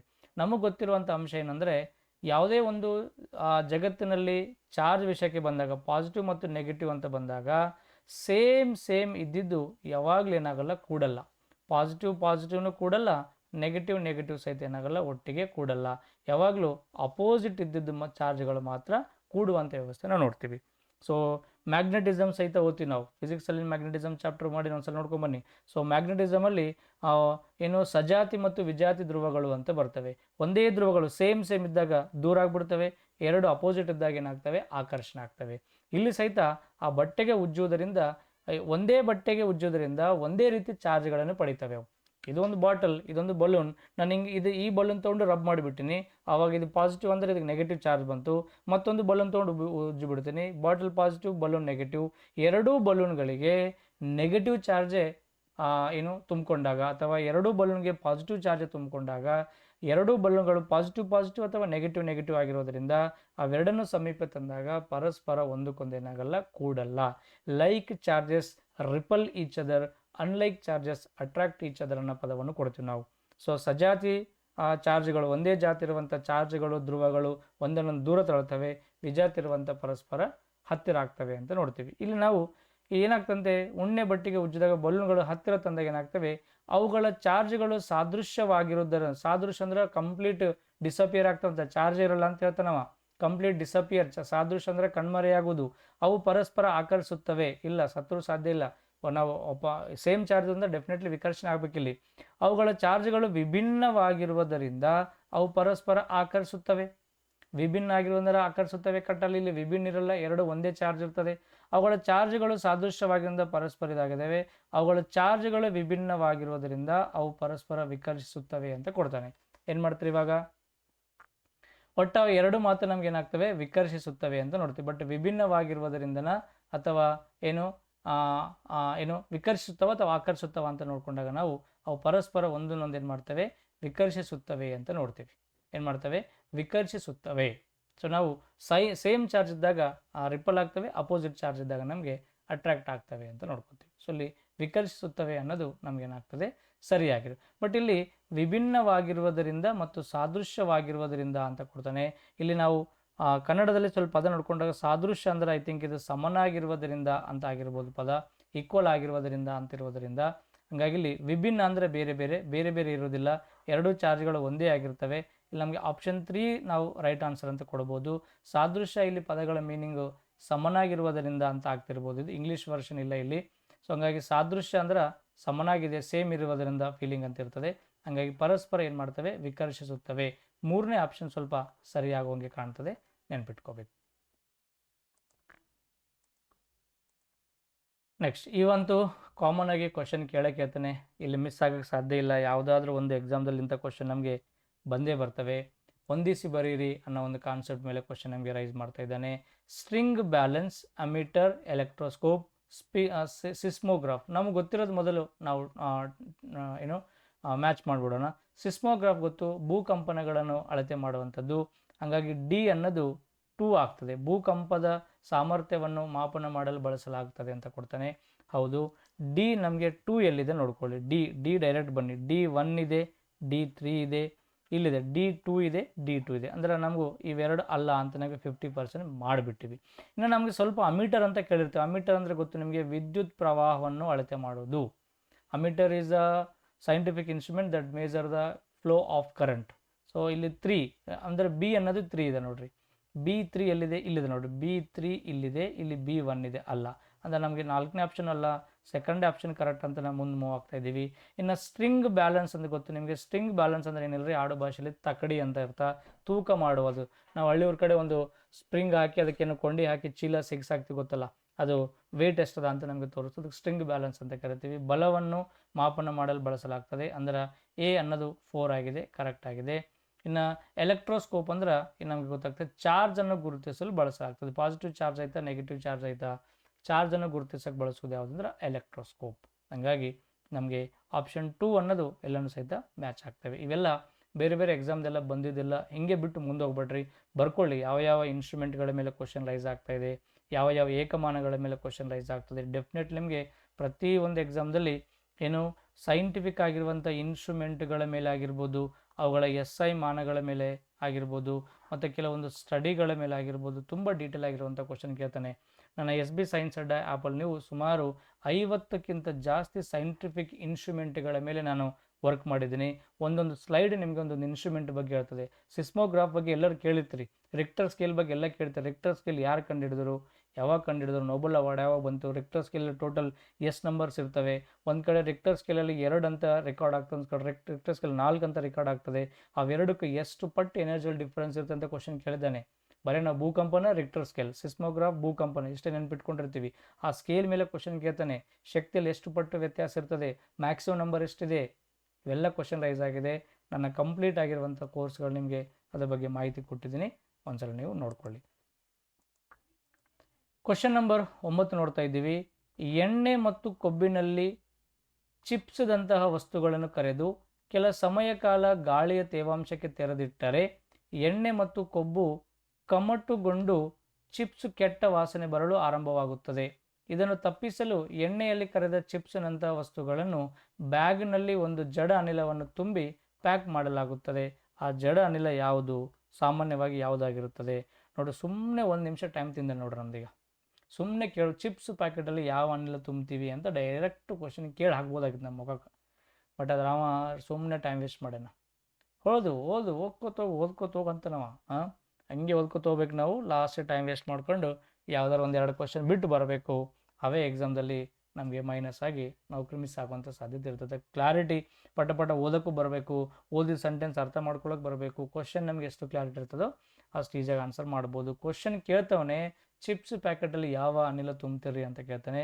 ಇಲ್ಲಿ ಆಮ್ಲಜನಕವನ್ನು ತುಂಬಿಬಿಟ್ಟಿರಿ ಅಂತಂದರೆ ಗೊತ್ತು ನಿಮಗೆ, ಆಮ್ಲಜನಕ ವಸ್ತುಗಳನ್ನು ಆಕ್ಸಿಡೈಸ್ ಮಾಡ್ತದೆ, ನಾಶ ಮಾಡ್ತದೆ, ವಿಘಟನೆಗೆ ಒಳಪಡಿಸ್ತತಿ, ಬೂಜ್ ಹತ್ತತಿ. ಹಂಗಾಗಿ ಆಮ್ಲಜನಕವನ್ನು ತುಂಬಲ್ಲ. ಇನ್ನು ಹೈಡ್ರೋಜನ್ ತುಂಬಿಬಿಟ್ರಿ ಅಂದ್ರೆ ಸ್ವಲ್ಪ ಬಿಸಿ ಬಂದ್ರೆ ಪ್ಯಾಕೆಟೇ ಬೆಂಕಿ ಹತ್ಕೊಂಡ್ಬಿಡ್ತತಿ. ಅತಿ ಹೆಚ್ಚಿನ ಕ್ಯಾಲೋರಿಫಿಕ್ ವ್ಯಾಲ್ಯೂವನ್ನು ಹೊಂದಿದೆ ಹೈಡ್ರೋಜನ್, ಜಾಸ್ತಿ ಇಂಧನ ಮೌಲ್ಯವನ್ನು ಹೊಂದಿದೆ. ಸ್ವಲ್ಪ ಗಾಳಿ ಹತ್ಬಿಡ್ತು, ಬಿಸಿ ಹತ್ಬಿಡ್ತಂದ್ರೆ ಅದು ಹೊರದು ನಾಶ ಆಗ್ಬಿಡ್ತತಿ. ಇನ್ನು ಕ್ಲೋರಿನ್ ಎಂಬ ಗ್ಯಾಸ್ ಸಹಿತ ಡೇಂಜರ್, ಇದು ಸಹಿತ ಯೂಸ್ ಮಾಡಲ್ಲ. ನಾವು ಜಡ ಅನಿಲ ಯಾವುದು ಅಂತ ಕೇಳ್ತಾನೆ, ನೈಟ್ರೋಜನ್ ಎಂಬ ಅನಿಲವನ್ನೇ ನಾವೇನು ಮಾಡ್ತೀವಿ, ಈ ಚಿಪ್ಸ್ ಪ್ಯಾಕೆಟ್ಗಳಲ್ಲಿ ತುಂಬ್ತೀವಿ. ಸರ್ ನೈಟ್ರೋಜನ್ ಮತ್ತೆಲ್ಲಿ ಯೂಸ್ ಮಾಡ್ತೀವಿ ಸರ್ ನಾವು ಅಂತಂದರೆ, ಕೆಲವೊಂದು ಎಕ್ಸಾಂಪಲ್ ನೀವು ನೆನ್ಪಿಟ್ಕೊಳ್ಳಿ. ಮೇಜರ್ ಆಗಿ ನೈಟ್ರೋಜನ್ ನಾವು ಇಲ್ಲಿ ನೋಡ್ತಿರ್ಬೇಕಾದ್ರೆ ಚಿಪ್ಸ್ ಪ್ಯಾಕೆಟ್ಗಳಲ್ಲಿ ಫಿಲಪ್ ಮಾಡ್ತಾ ಇದ್ದೀವಿ. ಮತ್ತು ಸಾಮಾನ್ಯವಾಗಿ ವಾಹನಗಳ ಟೈರ್ಗಳಲ್ಲಿ ತುಂಬೋದು ನೈಟ್ರೋಜನ್. ನೀವು ಪೆಟ್ರೋಲ್ ಬಂಕಿಗೆ ಹೋದಾಗ ಅಲ್ಲಿ ನಮಗೆ ಪೆಟ್ರೋಲ್ ಹಾಕ್ಸ್ಕೊಂಡ ನಂತರ ಆ ಗಾಡಿಯಲ್ಲಿ ಹವಾ ತುಂಬಿಸ್ಕೊಳ್ಳೋಕೆ ಒಂದು ವ್ಯವಸ್ಥೆ ಇರ್ತದೆ, ಆ ಕೂಡ ನೀವು ನೈಟ್ರೋಜನನ್ನು ಅವ್ರು ಫಿಲಪ್ ಮಾಡಿಕೊಡ್ತಾರೆ. ನೈಟ್ರೋಜನ್ ನಾವು ಟಂಗ್ಸ್ಟನ್ ಫಿಲಮೆಂಟ್ ಬಲ್ಬ್ಗಳಲ್ಲಿ ಸಹಿತ ನಾವು ನೈಟ್ರೋಜನ್ ಎಂಬ ಗ್ಯಾಸನ್ನು ಫಿಲಪ್ ಮಾಡ್ತೀವಿ. ಯಾವುದು ನೈಟ್ರೋಜನ್ ಗ್ಯಾಸನ್ನು ನಾವು ಟಂಗ್ಸ್ಟನ್ ಫಿಲಮೆಂಟು ಬಲ್ಬ್ಗಳಲ್ಲಿ ಯೂಸ್ ಮಾಡ್ತೀವಿ. ಸ್ಕ್ಯೂಬಾ ಡ್ರೈವರ್ಸ್, ಪರ್ವತವನ್ನು ಏರುವಂಥ ವ್ಯಕ್ತಿಗಳು, ನೀರಲ್ಲಿ ಮುಳುಗುವಂಥ ವ್ಯಕ್ತಿಗಳು ಸಹಿತ ಆ ಮೇಲೆ ಒಯ್ದಿರುವಂಥ ಸಿಲಿಂಡರ್ಗಳಲ್ಲಿ ನೈಟ್ರೋಜನ್ ಎಂಬ ಗ್ಯಾಸ್ ಇರ್ತದೆ. ಮೇಜರ್ ಆಗಿ ನೈಟ್ರೋಜನ್, ಆಕ್ಸಿಜನ್ ಮತ್ತು ಹೀಲಿಯಂನಂಥ ಅನಿಲಗಳನ್ನು ಆ ಸಿಲಿಂಡರ್ಗಳಲ್ಲಿ ಮಾಡ್ತಾರೆ, ಫಿಲಪ್ ಮಾಡ್ತಾರೆ. ಹಿಂಗೆ ಒಂದು ಅಂಶ ಬಂತಂದರೆ ಕಂಪ್ಲೀಟ್ ಆಗೋದ್ರ ಬಗ್ಗೆ ಡೀಟೇಲ್ ಆಗಿ ತಿಳ್ಕೊಳ್ಳೋಂಥ ಪ್ರಯತ್ನ ಮಾಡಿ. ನೈಟ್ರೋಜನ್ ಮುಗೀತು, ಇವು 4 ನೆನ್ಪಿಟ್ಕೊರು ಸಾಕು. ಚಿಪ್ಸ್ ಪ್ಯಾಕೆಟು, ವಾಹನಗಳ ಟೈರ್ಗಳು, ಟಂಗ್ಸ್ಟನ್ ಫಿಲಮೆಂಟ್ ಬಲ್ಬ್ಗಳು, ಸ್ಕ್ಯೂಬಾ ಡ್ರೈವ್ಗಳು. KE ಎಕ್ಸಾಮ್ದಲ್ಲಿ ಸ್ಕ್ಯೂಬಾ ಡ್ರೈವ್ ಮೇಲೆ 2 ಸಲ ಕ್ವಶನ್ ರೈಸ್ ಆಗೈತಿ, ನೈಟ್ರೋಜನ್ ಮೇಲೆ ಇದು 3ನೇ ಸಲ. ಇದು ನೋಡ್ರಿ ರಿಪೀಟೆಡ್ ಕಾನ್ಸೆಪ್ಟ್ ನಮ್ಗೆ. ಅದಕ್ಕೆ ಓಲ್ಡ್ ಕ್ವಶನ್ ಪೇಪರ್ಸು ತುಂಬ ಇಂಪಾರ್ಟೆಂಟು, ಕಾನ್ಸೆಪ್ಟ್ಗಳು ನಮಗೆ ತುಂಬ ಇಂಪಾರ್ಟೆಂಟ್ ಆಗ್ತದೆ. ಯಾವ ಅನಿಲವನ್ನು ಎಲ್ಲೆಲ್ಲಿ ತುಂಬ್ತೀವಿ ಅಂತೇಳಿ. ಮತ್ತು ಭೂಮಿ ಮೇಲೆ ಅತಿ ಹೆಚ್ಚಾಗಿರುವಂಥ ಅನಿಲನೇ ನೈಟ್ರೋಜನ್. ಸುಮಾರು ನಮಗೆ 78% ನಮ್ಮ ಭೂಮಿ ಮೇಲೆ ನೈಟ್ರೋಜನ್ ಕಂಡು ಬರ್ತದೆ. ಇದೊಂದು ಜಡ ಅನಿಲ, ಇದು ಬೆಂಕಿ ಹತ್ತಲ್ಲ, ಆಹಾರ ಪದಾರ್ಥಗಳನ್ನು ಹಾನಿ ಮಾಡಲ್ಲ, ವಸ್ತುಗಳನ್ನು ಲೋಹದಂಥ ವಸ್ತುಗಳನ್ನು ರಿಯಾಕ್ಟ್ ಮಾಡಿ ತುಕ್ಕಿಡಿಸೋದಿಲ್ಲ. ಒಂಥರ ಜಡ ಅನಿಲ, ಯಾವುದೇ ರೀತಿ ರಿಯಾಕ್ಟ್ ಮಾಡಲ್ಲ ಅಂತ ಒಂದು ಅನಿಲ ನೈಟ್ರೋಜನ್. ಈ ಚಿಪ್ಸ್ ಪ್ಯಾಕೆಟ್ಗಳಲ್ಲಿ ಏನಿರ್ತದೆ, ನೈಟ್ರೋಜನ್ ಎಂಬ ಅನಿಲವನ್ನು ತುಂಬ್ತಾರೆ ಅಂತ ಅರ್ಥ.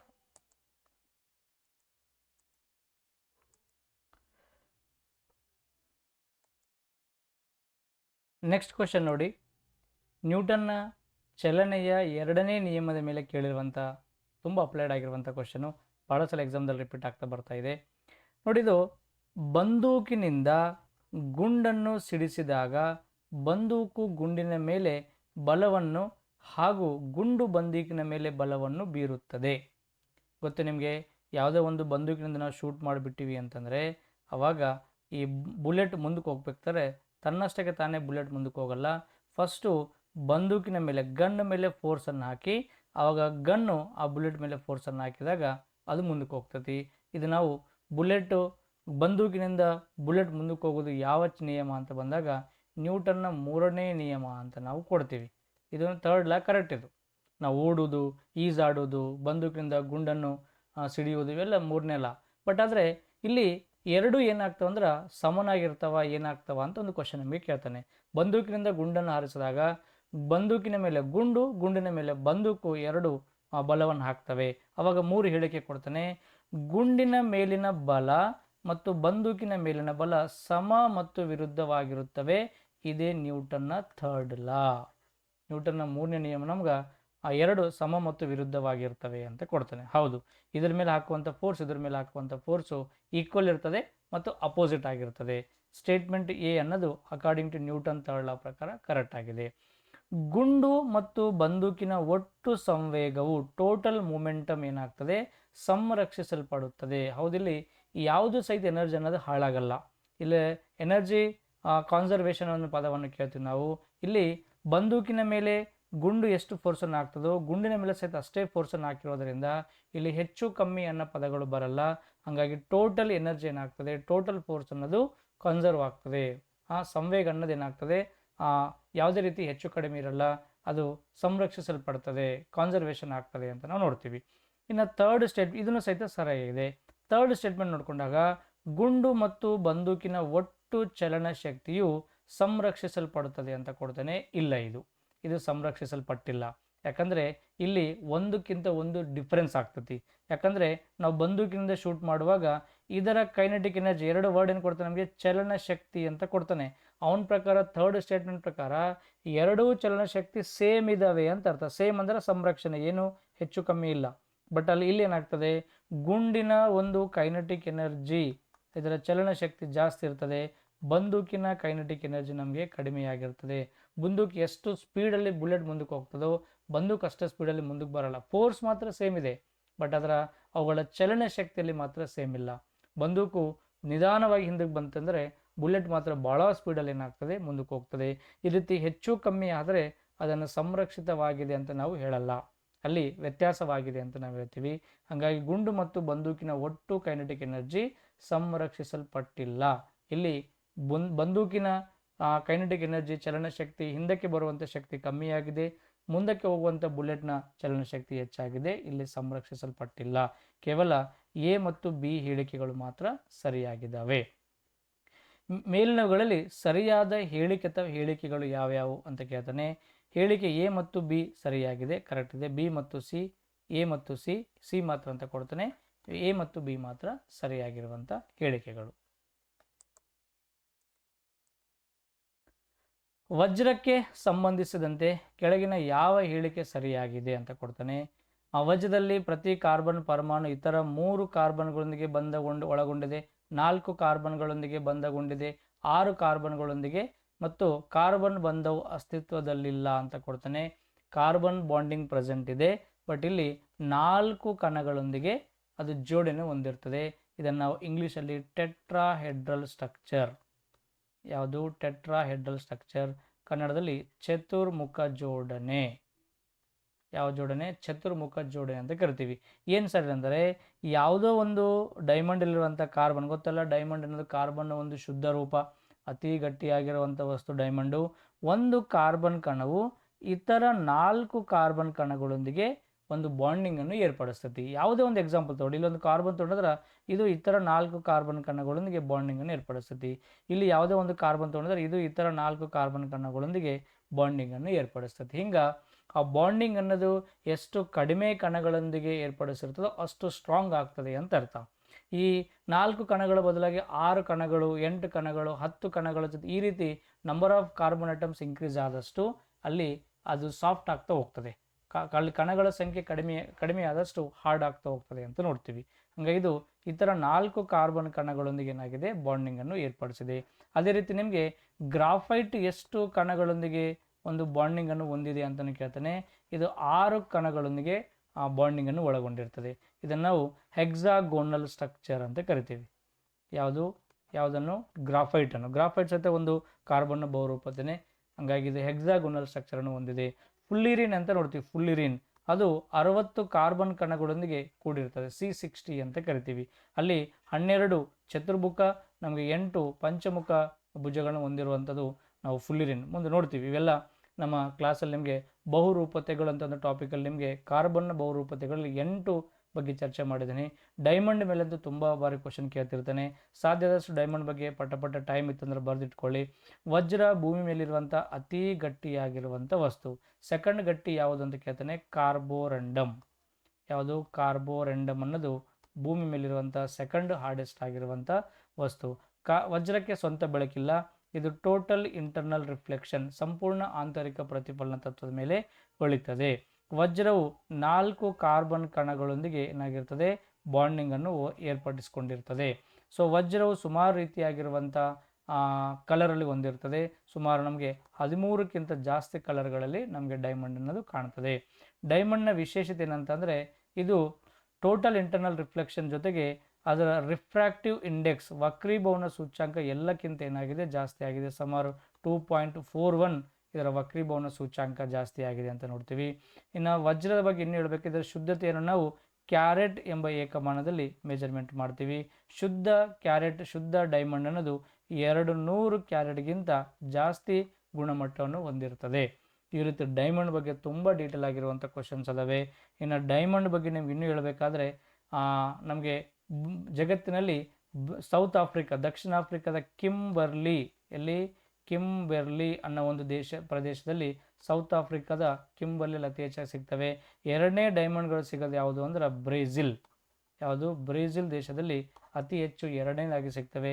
ಇನ್ನು ನಮ್ಮ ಇಂಡಿಯಾಗೆ ಬಂದಾಗ ಆಂಧ್ರ ಪ್ರದೇಶದಲ್ಲಿ ಅತಿ ಹೆಚ್ಚು ಡೈಮಂಡ್ ಸಿಗ್ತವೆ. ಮಧ್ಯಪ್ರದೇಶದ ಒಂದು ಫೇಮಸ್ ಪ್ಲೇಸ್ ಇದೆ, ಪನ್ನಾ ಅಂತ ಕರಿತೀವಿ. ಈ ಪನ್ನಾ ಎಂಬ ಪ್ರದೇಶದಲ್ಲಿ ಅತಿ ಹೆಚ್ಚು ವಜ್ರಗಳು ಸಿಗುವಂಥ ಒಂದು ಪ್ರದೇಶ. ಗುಜರಾತ್ನ ಸೂರತ್ ಎಂಬ ಒಂದು ನಗರ ಐತಲ್ಲ, ಇದು ಡೈಮಂಡ್ ಸಿಟಿ ಆಫ್ ಇಂಡಿಯಾ ಅಂತ ಕರಿತೀವಿ. ಯಾವ city? Diamond city of India, ಭಾರತದ ವಜ್ರ ನಗರ ಅಂತ ಕರಿತೀವಿ. ವಜ್ರಗಾರಿಕೆ ಏನು ಸರ್? ವಜ್ರಗಾರಿಕೆ ಅಂದ್ರೆ diamond cutting technology, diamond shaping ಟೆಕ್ನಾಲಜಿಯಲ್ಲಿ ಜಾಸ್ತಿ ಅಂದ್ರೆ ನಮಗೆ ಗುಜರಾತ್ನ ಸೂರತಲ್ಲಿದೆ ಅಂತ ನೋಡ್ತೀವಿ. ಇನ್ನು ಜಗತ್ ಪ್ರಸಿದ್ಧಿಯಾಗಿರುವಂಥ ಕೊಹಿನೂರ್ ವಜ್ರ, ಯಾವುದು? ಕೊಹಿನೂರ್ ವಜ್ರ ನಮ್ಮ ಇಂಡಿಯಾದಲ್ಲಿ ಮೂಲತವಾಗಿರೋದು. 13ನೇ ಶತಮಾನದಲ್ಲಿ 13th ಸೆಂಚುರಿಯಲ್ಲಿ ವಾರಂಗಲ್ನ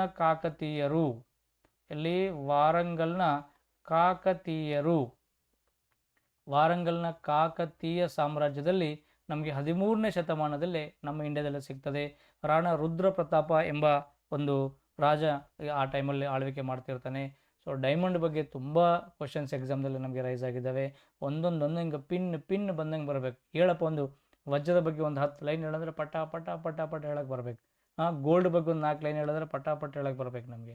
ಹಿಂಗೆ ವಜ್ರ ಕಾರ್ಬನ್ನ ಅತಿ ಶುದ್ಧ ರೂಪವಾಗಿರುವಂಥ ಒಂದು ವಸ್ತುವಾಗಿದೆ. ತುಂಬ ಡೀಟೇಲ್ ಆಗಿರುವಂಥ ಕ್ವಶನ್ಸು ಹಿಂಗದಾವೆ. ನಮ್ಮ ಆ್ಯಪ್ ಒಂದ್ಸಲ ನೀವು ಚೆಕ್ ಮಾಡ್ಕೊಳ್ಳಿ. ಈ ರೀತಿ ನಮಗೆ ಬಹುತೇಕ ವಿಚಾರಗಳು ನಿಮಗೆ ಸಿಗ್ತವೆ. ಎಸ್. ಇನ್ನು ಮತ್ತೆ ಫಿಸಿಕ್ಸ್ ಮೇಲೆ ಇನ್ನೊಂದು ಕ್ವಶನ್ ರೈಸ್ ಆಗಿದೆ. KEAದವರು ಫಿಸಿಕ್ಸ್ಗೆ ತುಂಬ ಇಂಪಾರ್ಟೆನ್ಸ್ ಕೊಡ್ತಾರೆ, ಜಾಸ್ತಿ ಕ್ವಶನ್ಸ್ ಬರ್ತವೆ. ಹಂಗಂತೇಳಿ ಫಿಸಿಕ್ಸ್ ಅಂತೆಲ್ಲ ಎಲ್ಲನೂ ಅಷ್ಟೇ ಇಂಪಾರ್ಟೆಂಟ್ ಅದಾವೆ. ಸ್ವಲ್ಪ ಫಿಸಿಕ್ಸು ಕಾನ್ಸೆಪ್ಚುವಲ್ ಸಬ್ಜೆಕ್ಟ್ ಆಗಿರೋದ್ರಿಂದ ಜಾಸ್ತಿ ಫೋಕಸ್ ಮಾಡ್ತಾನೆ. ಕೆಳಗಿನ ವಿದ್ಯಮಾನಗಳನ್ನು ಮತ್ತು ಅವುಗಳ ಹಿಂದಿರುವ ಕಾರಣದ ತತ್ವಗಳನ್ನು ಕೆಳಗಿನ ಕೋಷ್ಟಕದಲ್ಲಿ ನೀಡಲಾಗಿದೆ. ಮತ್ತು ಮೇಲಿನವುಗಳಲ್ಲಿ ಎಷ್ಟು ಹೊಂದಾಣಿಕೆಗಳು ಸರಿಯಾಗಿವೆ ಅಂತ ಕೇಳ್ತಾನೆ. ನಕ್ಷತ್ರಗಳು ಮಿನುಗುವಿಕೆ ಅಂತ, twinkling of stars is due to the phenomenon called ವಾಯುಮಂಡಲದ ವಕ್ರೀಭವನ, ಕರೆಕ್ಟ್. ಅಟ್ಮಾಸ್ಫಿಯರಿಕ್ ರಿಫ್ರಾಕ್ಷನ್ ಅಂತ ಕರಿತೀವಿ. ಸೊ ವಾತಾವರಣದಲ್ಲಿ ಸೂರ್ಯನ ಬೆಳಕು ಭೂಮಿಗೆ ಬರಬೇಕಾದ್ರೆ ತಂಪಾದ ಮಾಧ್ಯಮದಿಂದ ಬಿಸಿಯಾದ ಮಾಧ್ಯಮ, ಮೇಲೆ ಹೋದಷ್ಟು ಗಾಳಿ ತಂಪೈತಿ, ಕೆಳಗಡೆ ಬಿಸಿ ಐತಿ.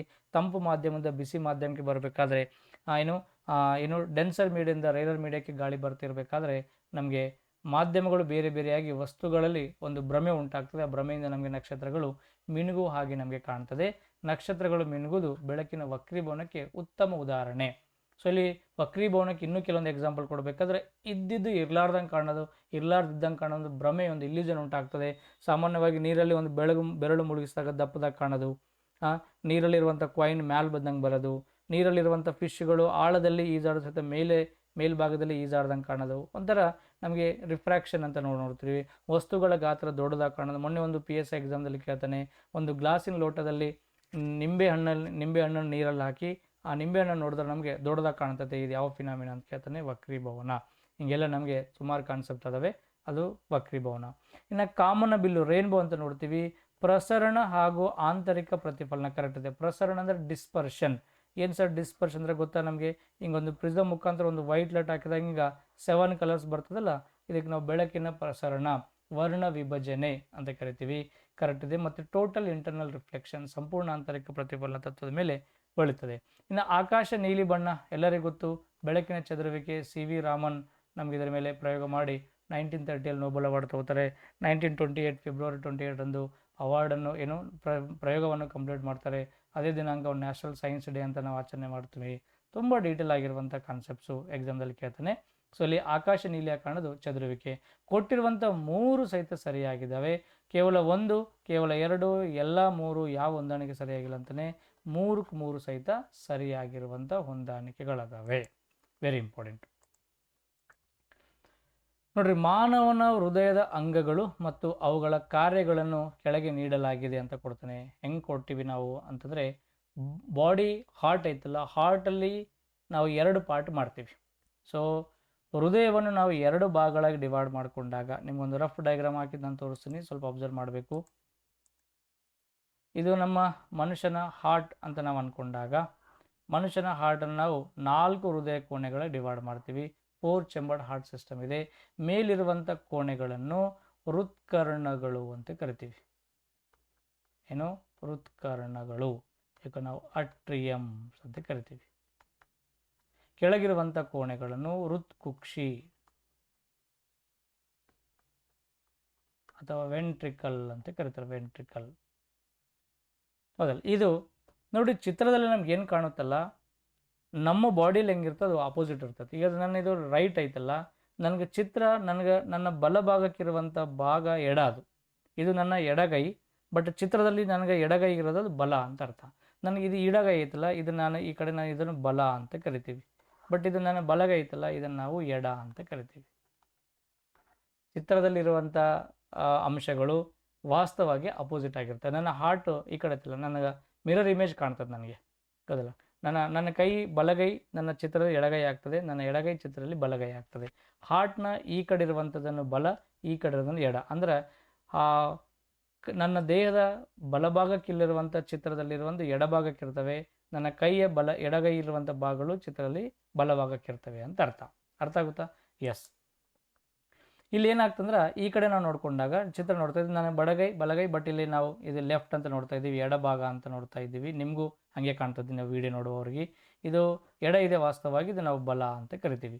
ನೋಡಿ, ಈ ಬಲಭಾಗ ಏನು ಮಾಡ್ತದೆ ಬ್ಲಡ್ ಸರ್ಕ್ಯುಲೇಷನಲ್ಲಿ ಅಂತಂದರೆ, ಬಲಭಾಗ ಈ ದೇಹಕ್ಕೆ ಆಮ್ಲಜನಕ ಇರುವಂಥ ಒಂದು ಬ್ಲಡ್ಡನ್ನು, ಅಂದ್ರೆ ಅಶುದ್ಧ ರಕ್ತವನ್ನು ಏನು ಮಾಡ್ತದೆ, ಸ್ವೀಕಾರ ಮಾಡ್ಕೊಂಡು ಬರ್ತದೆ.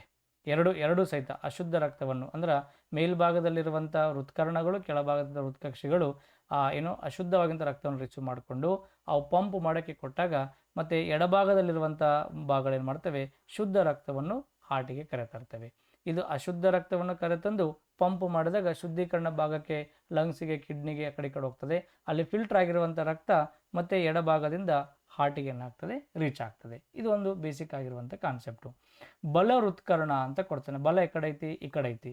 ಬಲ ಹೃತ್ಕರ್ಣ ದೇಹದ ಭಾಗಗಳಿಂದ ಅಶುದ್ಧ ರಕ್ತವನ್ನು ಸ್ವೀಕಾರ ಮಾಡ್ತದೆ. Exactly correct. ಯಾಕಂದರೆ ಈ ಹಾರ್ಟ್ ಏನು ಮಾಡ್ತಾರೆ, ಇಡೀ ಬಾಡಿಯಲ್ಲಿರುವಂಥ ಇಂಪ್ಯೂರ್ ಬ್ಲಡ್ಡನ್ನು ಹಾರ್ಟಿಗೆ ಕರೆತರುತ್ತದೆ. ಯಾವ ಭಾಗಕ್ಕೆ ಬರ್ತದೆ, ಮೊದಲು ಬಲ ಭಾಗಕ್ಕೆ ಬರ್ತದೆ. ಕರೆಕ್ಟ್ ಆಯ್ತದೆ. ಎಡ ಹೃತ್ಕರ್ಣ ಅಂದರೆ ಈ ಕಡೆಯಿಂದ ಹೇಳ್ತಾನೆ ನಾನು, ಈ ಕಡೆಯಿಂದ ಎಡ ಹೃತ್ಕರ್ಣ ದೇಹದ ಭಾಗಗಳಿಂದ ಶುದ್ಧ ರಕ್ತ ಸ್ವೀಕಾರ ಮಾಡ್ತದೆ. ಕರೆಕ್ಟ್. ಈ ಕಡೆಯಿಂದ ಬರೋದಿಲ್ಲ ಶುದ್ಧ ರಕ್ತ, ಈ ಕಡೆಯಿಂದ ಬರೋದಿಲ್ಲ ಅಶುದ್ಧ ರಕ್ತ ಅಂತ ಕರಿತೀವಿ. ಕರೆಕ್ಟ್. ಇವೆರಡು ಸಹಿತ ಸರಿಯಾಗಿವೆ. ಬಲ ಹೃತ್ಕುಕ್ಷಿ ಅಂದರೆ ಕಡೆ ಐತ್ರಿ, ಕೆಳಗೈತಿ, ಇಲ್ಲ ಐತಿ ಬಲ ಹೃತ್ಕುಕ್ಷಿ. ಸೊ ನಮಗೆ ಗೊತ್ತು, ಬಲ ಹೃತ್ಕುಕ್ಷಿ ಮೇಲೆ ಬಂದಿರುವಂಥ ಅಶುದ್ಧ ರಕ್ತನೇ ಕೆಳಭಾಗಕ್ಕೆ ಜಾರ್ತತಿ. ಹಿಂಗೆ ಹಾರ್ಟ್ ಓಪನ್ ಆದಾಗ ಅದು ಮೇಲಿಂದ ಬಂದಿರುವಂಥ ಬ್ಲಡ್ಡೇ ಮತ್ತೆ ಕೆಳಗೆ ಹೃತ್ಕುಕ್ಷಿಗೆ ಬಂದ್ಬಿಡ್ತತಿ. ಬಟ್ ಇಲ್ಲಿ ಬಲ ಹೃತ್ಕುಕ್ಷಿ ಎಡ ಹೃತ್ಕರ್ಣದಿಂದ ಅಶುದ್ಧ ರಕ್ತವನ್ನು ಸ್ವೀಕಾರ ಮಾಡ್ತದೆ ಅಂತ ಕೊಡ್ತಾನೆ. ಅಂದ್ರೆ ಈ ಕಡೆಯಿಂದ ಈ ಕಡೆ ರಿಸೀವ್ ಮಾಡಿಕೊಡತತಿ ಅಂತ ಕೊಡ್ತಾನೆ. ಇಲ್ಲ, ಎಡ ಹೃತ್ಕಕ್ಷಿಯಿಂದ ರಿಸೀವ್ ಮಾಡಲ್ಲ. ಮೇಲೆ ಬಲ ಹೃತ್ಕರ್ಣದಲ್ಲಿರುವಂಥ ಅಶುದ್ಧ ರಕ್ತನೇ ನಿಧಾನವಾಗಿ ಕೆಳಗೆ ಬಂದ್ಬಿಡ್ತತಿ. ಯಾಕಂದರೆ 4 ಚೆಂಬರ್ ಅವಲ್ಲ, ಈ ಕಡೆ 2 ಚೆಂಬರ್, ಈ ಕಡೆ ಚೆಂಬರ್.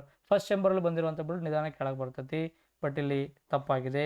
ಎಡ ಹೃತ್ಕುಕ್ಷಿ ಅಂದ್ರೆ ಲೆಫ್ಟ್ ವೆಂಟ್ರಿಕಲ್ ಅಂತ ನೋಡ್ತೀವಲ್ಲ, ಲೆಫ್ಟ್ ವೆಂಟ್ರಿಕಲ್ ಏನು ಮಾಡ್ತದಂತೆ, ಅದು ಬಲ ಹೃತ್ಕರ್ಣದಿಂದ ಶುದ್ಧ ರಕ್ತವನ್ನು ಅಂದ್ರೆ ಬಲದಿಂದ ಈ ಕಡೆಯಿಂದ ಈ ಕಡೆ ರಿಸೀವ್ ಮಾಡಿಕೊಳ್ಳುತ್ತಂತ ಕೊಡ್ತಾನೆ. ಇಲ್ಲ, ಈ ಕಡೆಯಿಂದ ಈ ಕಡೆ ಹೃತ್ಕುಕ್ಷಿಗಳ ನಡುವೆ ಯಾವುದೇ ರೀತಿಯ ಬ್ಲಡ್ ಸರ್ಕ್ಯುಲೇಷನ್, ಬ್ಲಡ್ ಪಂಪ್ ಅನ್ನೋದಾಗಲ್ಲ. ಹಾಗಾಗಿ ಕೇವಲ ಮೇಲಿರುವಂಥ ಸ್ಟೇಟ್ಮೆಂಟ್ಗಳು ಮಾತ್ರ ಸರಿಯಾಗಿವೆ. ಎ ಮತ್ತು ಬಿ ಮಾತ್ರ ಸರಿಯಾಗಿ. ಮೇಲೆಗಳಲ್ಲಿ ಎಷ್ಟು ಜೋಡಿಗಳು ಸರಿಯಾಗಿ ಹೊಂದಾಣಿಕೆ ಅಂದರೆ ಕೇವಲ 2 ಮಾತ್ರ ಏನಾಗಿದ್ದಾವೆ, ಹೊಂದಾಣಿಕೆ ಆಗಿದೆ. ಯಾವುದ್ಯಾವುದು? ಬಲ ಹೃತ್ಕರ್ಣ ಮತ್ತು ಎಡ ಹೃತ್ಕರ್ಣಗಳು ಮಾತ್ರ ಹೊಂದಾಣಿಕೆ ಆಗಿದ್ದಾವೆ. ಶಿಶುವಿನ ಜನನ ನಂತರ ಸ್ತನ ಗ್ರಂಥಿಗಳಿಂದ ಕ್ಷೀರದ ಸ್ರವಿಸುವಿಕೆ ಮತ್ತು ಬಿಡುಗಡೆಯನ್ನು ಪ್ರಚೋದಿಸಲು ಅತ್ಯಗತ್ಯವಾದ ರಸದೂತವೆಂದರೆ ಅಂತ ಕೇಳ್ತಾನೆ. ಏನಿಲ್ಲರಿ, ತಾಯಿ ಡೆಲಿವರಿ ಆದ ನಂತರ, ಶಿಶುವಿಗೆ ಜನ್ಮವನ್ನು ನೀಡಿದ ನಂತರ ಇಮ್ಮಿಡಿಯೇಟ್ ಆಗಿ ತಾಯಿಯ ಸ್ತನಗಳಿಂದ ಹಾಲು ಬರೋಕ್ಕೆ ಶುರುವಾಗುತ್ತೆ. ಇಮ್ಮಿಡಿಯೇಟ್ ಬರಲ್ಲ, ಸ್ವಲ್ಪ ಸಮಯದ ನಂತರ ಹಾಲು ಬರೋಕ್ಕೆ ಶುರುವಾಗುತ್ತಲ್ಲ. ಹಂಗೆ ತಾಯಿ ತನ್ನ ಗರ್ಭದಲ್ಲಿರುವಂಥ ಮಗುವನ್ನು ಡೆಲಿವರಿ ಮಾಡಿದ ನಂತರ ಈ ಯಾವ ಒಂದು ಹಾರ್ಮೋನು ಬ್ರೈನಿಂದ ಸ್ತನಗಳಿಗೆ ಸಿಗ್ನಲ್ ಕಳಿಸ್ತೈತಿ, ಹಾಲನ್ನು ಬಿಡುಗಡೆ ಮಾಡೋಕ್ಕೆ ಪ್ರಚೋದನೆ ಮಾಡ್ತೈತಿ ಅಂತ ಕ್ವಶನ್ ಕೇಳ್ತಾನೆ. ಮೆಲಟೋನಿನ್, ವ್ಯಾಸೋಪ್ರೆಸಿನ್, ಆಕ್ಸಿಟೋಸಿನ್ ಮತ್ತು ಪ್ರೋಲ್ಯಾಕ್ಟಿನ್ ಅಂತಿದೆ. ಅದೇ ಪ್ರೋಲ್ಯಾಕ್ಟಿನ್. ವರ್ಡ್ ನೀವು ಏನು ಗೊತ್ತಿಲ್ಲ ಅಂದ್ರೆ ವರ್ಡ್ ಹೇಳ್ಬೋದು. ಲ್ಯಾಕ್ಟಿನ್ ನಥಿಂಗ್ ಬಟ್ ಹಾಲು. ಕೆಲವೊಂದು ಏನು ಮಣ್ಣು ಗೊತ್ತಿರಲ್ರಿ, ಆದರೂ ಕೆಲವೊಂದು ವರ್ಡನ್ನು ನಾವು ನೀವು ತಿಳ್ಕೊಂಡೆ ಆನ್ಸರ್ ಮಾಡಬೇಕಾಗ್ತತಿ. ಪ್ರೋಲ್ಯಾಕ್ಟಿನ್ ಅಂತ ಕರಿತೀವಿ. ಪ್ರೋ ಅಂದ್ರೆ ನಂತರ, ಲ್ಯಾಕ್ಟಿನ್ ಅಂದ್ರೆ ಹಾಲು. ಯಾವಾಗ ಹಾಲು ಅಂದ್ರೆ ಜನನದ ನಂತರ. ನೋಡ್ರಿ, ಪ್ರೀ ವೆಡ್ಡಿಂಗ್ ಶೂಟಿಂಗ್ ಅಂತ ಮಾಡ್ತೀವಿ. ಪ್ರೀ ಅಂದ್ರೆ ಅರ್ಥ ಏನು? ಮೊದಲು. ಯಾವುದಕ್ಕಿಂತ ಮೊದಲು? ಮ್ಯಾರೇಜ್ಗಿಂತ ಮೊದಲು ಮಾಡೋದನ್ನೇ ಪ್ರೀ ವೆಡ್ಡಿಂಗ್ ಅಂತ ಕರಿತೀವಿ. ಪ್ರೋ ನಥಿಂಗ್ ಬಟ್ ಏನಂದ್ರೆ ನಂತರ, ಹೌದಲ್ಲ. ಪೋಸ್ಟ್ ವೆಡ್ಡಿಂಗು ಪ್ರೋ ವೆಡ್ಡಿಂಗ್ ಅಂತ ಕರಿತೀವಿ. ಪೋಸ್ಟ್ ಅಂದರೆ ನಂತರ ಅನ್ನೋ ಮೀನಿಂಗ್ ಕೊಡ್ತದೆ. ಸೊ ಜನನದ ನಂತರ ತಾಯಿಯ ಸ್ತನಗಳಿಂದ ಹಾಲು ಉತ್ಪತ್ತಿ ಆಗೋಕ್ಕೆ ಕಾರಣವಾಗಿರುವಂಥ ಹಾರ್ಮೋನ್ ಯಾವುದು? Prolactin hormone. ಇದು ಎಲ್ಲಿಂದ ಬಿಡುಗಡೆ ಆಗ್ತದಪ್ಪ ಅಂತಂದರೆ ಪಿಚ್ಯೂಟರಿ ಗ್ರಂಥಿಯಿಂದ ಬಿಡುಗಡೆ ಆಗ್ತದೆ. ಪಿಚ್ಯೂಟರಿ ಗ್ರಂಥಿಯಿಂದ ನಮಗೆ ಸುಮಾರು ಗ್ರಂಥಿಗಳು, ಸುಮಾರು ಒಂದು 10ಕ್ಕಿಂತ ಜಾಸ್ತಿ ಹಾರ್ಮೋನ್ ರಿಲೀಸ್ ಆಗ್ತವೆ. ಅಲ್ಲಿ ಪ್ರೋಲ್ಯಾಕ್ಟಿನ್ ಹಾರ್ಮೋನ್, ಇದು ನಾವು ಆಡು ಭಾಷೆಯಲ್ಲಿ PH ಹಾರ್ಮೋನ್ ಅಂತ ಕರಿತೀವಿ. PH ಹಾರ್ಮೋನ್, ಪ್ರೋಲ್ಯಾಕ್ಟಿನ್ ಹಾರ್ಮೋನ್ ಅಂತ ಕರಿತೀವಿ. ಇದು ಪಿಚ್ಯೂಟರಿ ಗ್ರಂಥಿಯಿಂದ ಬಿಡುಗಡೆ ಆಗಿರುವಂಥ ಒಂದು ಹಾರ್ಮೋನು. ತಾಯಿ ಜನನದ ನಂತರ, ಮಗು ಜನನದ ನಂತರ ತನ್ನ ಸ್ತನಗಳ ಮುಖಾಂತರ ಹಾಲು ಬಿಡುಗಡೆ ಆಗಿ ಪ್ರಚೋದನೆ ಮಾಡುವಂಥ ಹಾರ್ಮೋನೇ ಪ್ರೋಲ್ಯಾಕ್ಟಿನ್ ಹಾರ್ಮೋನ್. ಇನ್ನು ಮೆಲಟೋನಿನ್ ಹಾರ್ಮೋನ್, ಇದು ಸಾಮಾನ್ಯವಾಗಿ ನಮಗೆ ನಿದ್ರೆ, ಹಸಿವನ್ನು ನಿಯಂತ್ರಣ ಮಾಡುವಂಥ ಹಾರ್ಮೋನ್. ಇದು ನಾವು ಮಾನವನ ಅಲಾರಮ್ ಅಂತ ಕರಿತೀವಿ. ನಮ್ಗೆ ವಿಷಯಗಳು ನೆನಪು ಕೊಟ್ಟಾಗ ನೆನಪಿಸ್ತದೆ ಮತ್ತು ನಮಗೆ, ಅಥವಾ ರಾತ್ರಿ ಮಲಗಬೇಕಾದ್ರೆ ಮುಂಜಾನೆ ಏಳಬೇಕಾದ್ರೆ ಕಾರಣವಾಗಿರುವಂಥ ಹಾರ್ಮೋನು ಮೆಲಟೋನಿನ್ ಅಂತ ಕರಿತೀವಿ. ಪೀನಿಯಲ್ ಗ್ರಂಥಿಯಿಂದ ಬಿಡುಗಡೆ ಆಗ್ತದೆ. ಆಕ್ಸಿಟೋಸಿನ್, ಇದು ಸಹಿತ ಪಿಟ್ಯೂಟರಿ ಗ್ರಂಥಿಯಿಂದ ಬಿಡುಗಡೆ ಆಗ್ತದೆ. ಇದನ್ನು ನಾವು ಲವ್ ಹಾರ್ಮೋನ್, ಬಾಂಡಿಂಗ್ ಹಾರ್ಮೋನ್ ಅಂತ ಕರಿತೀವಿ. ಇಬ್ಬರು ವ್ಯಕ್ತಿಗಳ ನಡುವೆ ಪರಸ್ಪರ ಸ್ನೇಹ, ಪ್ರೀತಿ, ಬಾಂಧವ್ಯ ಹುಟ್ಟಬೇಕಾದ್ರೆ ಆಕ್ಸಿಟೋಸಿನ್ ಎಂಬ ಹಾರ್ಮೋನ್ ಕಾರಣ ಆಗ್ತದೆ. ಎಲ್ಲೋ ಒಂದು ಕಡೆ ಭೇಟಿಯಾಗಿರ್ತೀವಿ, 4 ದಿನ 5 ದಿನ ತುಂಬ ಭಾಳ ಕ್ಲೋಸ್ ಆಗಿ ಅವ್ರ ಜೊತೆ ಮೂವ್ ಆಗಿರ್ತೀವಿ. 5ನೇ ದಿನ ನಂತರ ಅವ್ರ್ಯಾರೋ ನಾವ್ಯಾರದಂಗೆ ಆಗ್ಬಿಡ್ತೀವಿ. ನಮಗೆ ನೆನೆಸ್ತತಿ ಅವ್ರು ಯಾಕೆ ಮಾತಾಡಬೇಕು ಅವ್ರ ಜೊತೆಗೆ, ಅವರು ಚೆನ್ನಾಗಿದ್ದರು, ನಮ್ಮ ಜೊತೆ ಚೆನ್ನಾಗಿ ಫ್ರೆಂಡ್ಸ್ ಆಗಿದ್ದೀವಿ ಅಂತ ಅನಿಸುತ್ತೆ. ಬಟ್ ಆ ವ್ಯಕ್ತಿಗೆ ನಮ್ಮ ಬಗ್ಗೆ ನೆನಪಾಗ್ತಿಲ್ಲ ಅಂದರೆ ನೀವು ತಲೆ ಕೆಡಿಸ್ಕೋಬಾರ್ದು. ಅವರಿಗೆ ಆಕ್ಸಿಟೋಸಿನ್ ಎಂಬ ಹಾರ್ಮೋನ್ ರಿಲೀಸ್ ಆಗ್ತಲ್ಲ ಅಂತ ಅರ್ಥ. ಆಕ್ಸಿಟೋಸಿನ್ ಹಾರ್ಮೋನ್ ರಿಲೀಸ್ ಆದರೆ ಆ ಬಾಂಡಿಂಗ್ ಅನ್ನೋದು ರಿಕಾಲ್ ಆಗ್ತದೆ, ಅದಲ್ಲ. ಇನ್ನು ವ್ಯಾಸೋಪ್ರೆಸಿನ್ ಗೊತ್ತು ನಿಮಗೆ, ಇದು ನಮಗೆ ಅಡ್ರಿನಲ್ ಗ್ರಂಥಿಯಿಂದ ರಿಲೀಸ್ ಆಗುವಂಥದ್ದು. ಮತ್ತು ಮೂತ್ರ ವಿಸರ್ಜನೆ ನಿಯಂತ್ರಣ ಮಾಡುವಂಥ ಒಂದು ಹಾರ್ಮೋನ್. ಚಿಕ್ಕ ಮಕ್ಕಳಲ್ಲಿ ಮೂತ್ರ ವಿಸರ್ಜನೆ ನಿಯಂತ್ರಣ ಇರೋದಿಲ್ಲ, ಎಲ್ಲಿ ಬೇಕಾದರೆ ಯಾವ ಬೇಕಾದರೆ ಯೂರಿನೇಷನ್ ಮಾಡ್ತಿರ್ತಾರೆ. ಅದಕ್ಕೆ ಕಾರಣ ಯಾವುದು? ವ್ಯಾಸೋಪ್ರೆಸಿನ್ ಅಂತ ಕರಿತೀವಿ. ಆ್ಯಂಟಿ ಡೈಯುರೆಟಿಕ್ ಹಾರ್ಮೋನ್, ಮೇಜರಾಗಿ ಈ ಯಾರು ಡಯಾಬಿಟಿಕ್ ಪೇಷಂಟ್ಗಳಲ್ಲಿ ಮೂತ್ರ ವಿಸರ್ಜನೆ ನಿಯಂತ್ರಣ ಇರೋದಿಲ್ಲ, ಅವರಿಗೆ ನಾವು ಈ ವ್ಯಾಸೋಪ್ರೆಸಿನ್ ಹಾರ್ಮೋನ್ನ ಕೊರತೆ ಇರ್ತದೆ ಅಂತ ನೋಡ್ತೀವಿ. ಸೊ ಸರಿಯಾಗಿರುವಂಥ ಉತ್ತರ ಪ್ರೋಲ್ಯಾಕ್ಟಿನ್. ಹಂಗಾಗಿದು ನಮಗೆ 4ನೇ ಆಪ್ಷನು ಸರಿಯಾಗಿದೆ ಅಂತ ಅರ್ಥ.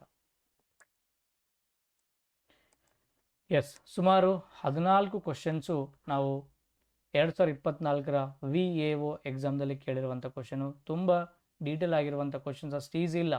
ನಾನು ಎಕ್ಸ್ಪ್ಲೇನ್ ಮಾಡಬೇಕಾದ್ರೆ ನಿಮ್ಗೆ ಸ್ವಲ್ಪ ಈಸಿ ಅನಿಸಿರ್ಬೋದು, ಅಥವಾ ಎಕ್ಸಾಮ್ 1 ವರ್ಷ 2 ವರ್ಷದಿಂದ ಆಗಿರೋದ್ರಿಂದ ನಿಮಗೆ ಈಸಿ ಅನಿಸಿರ್ಬೋದು.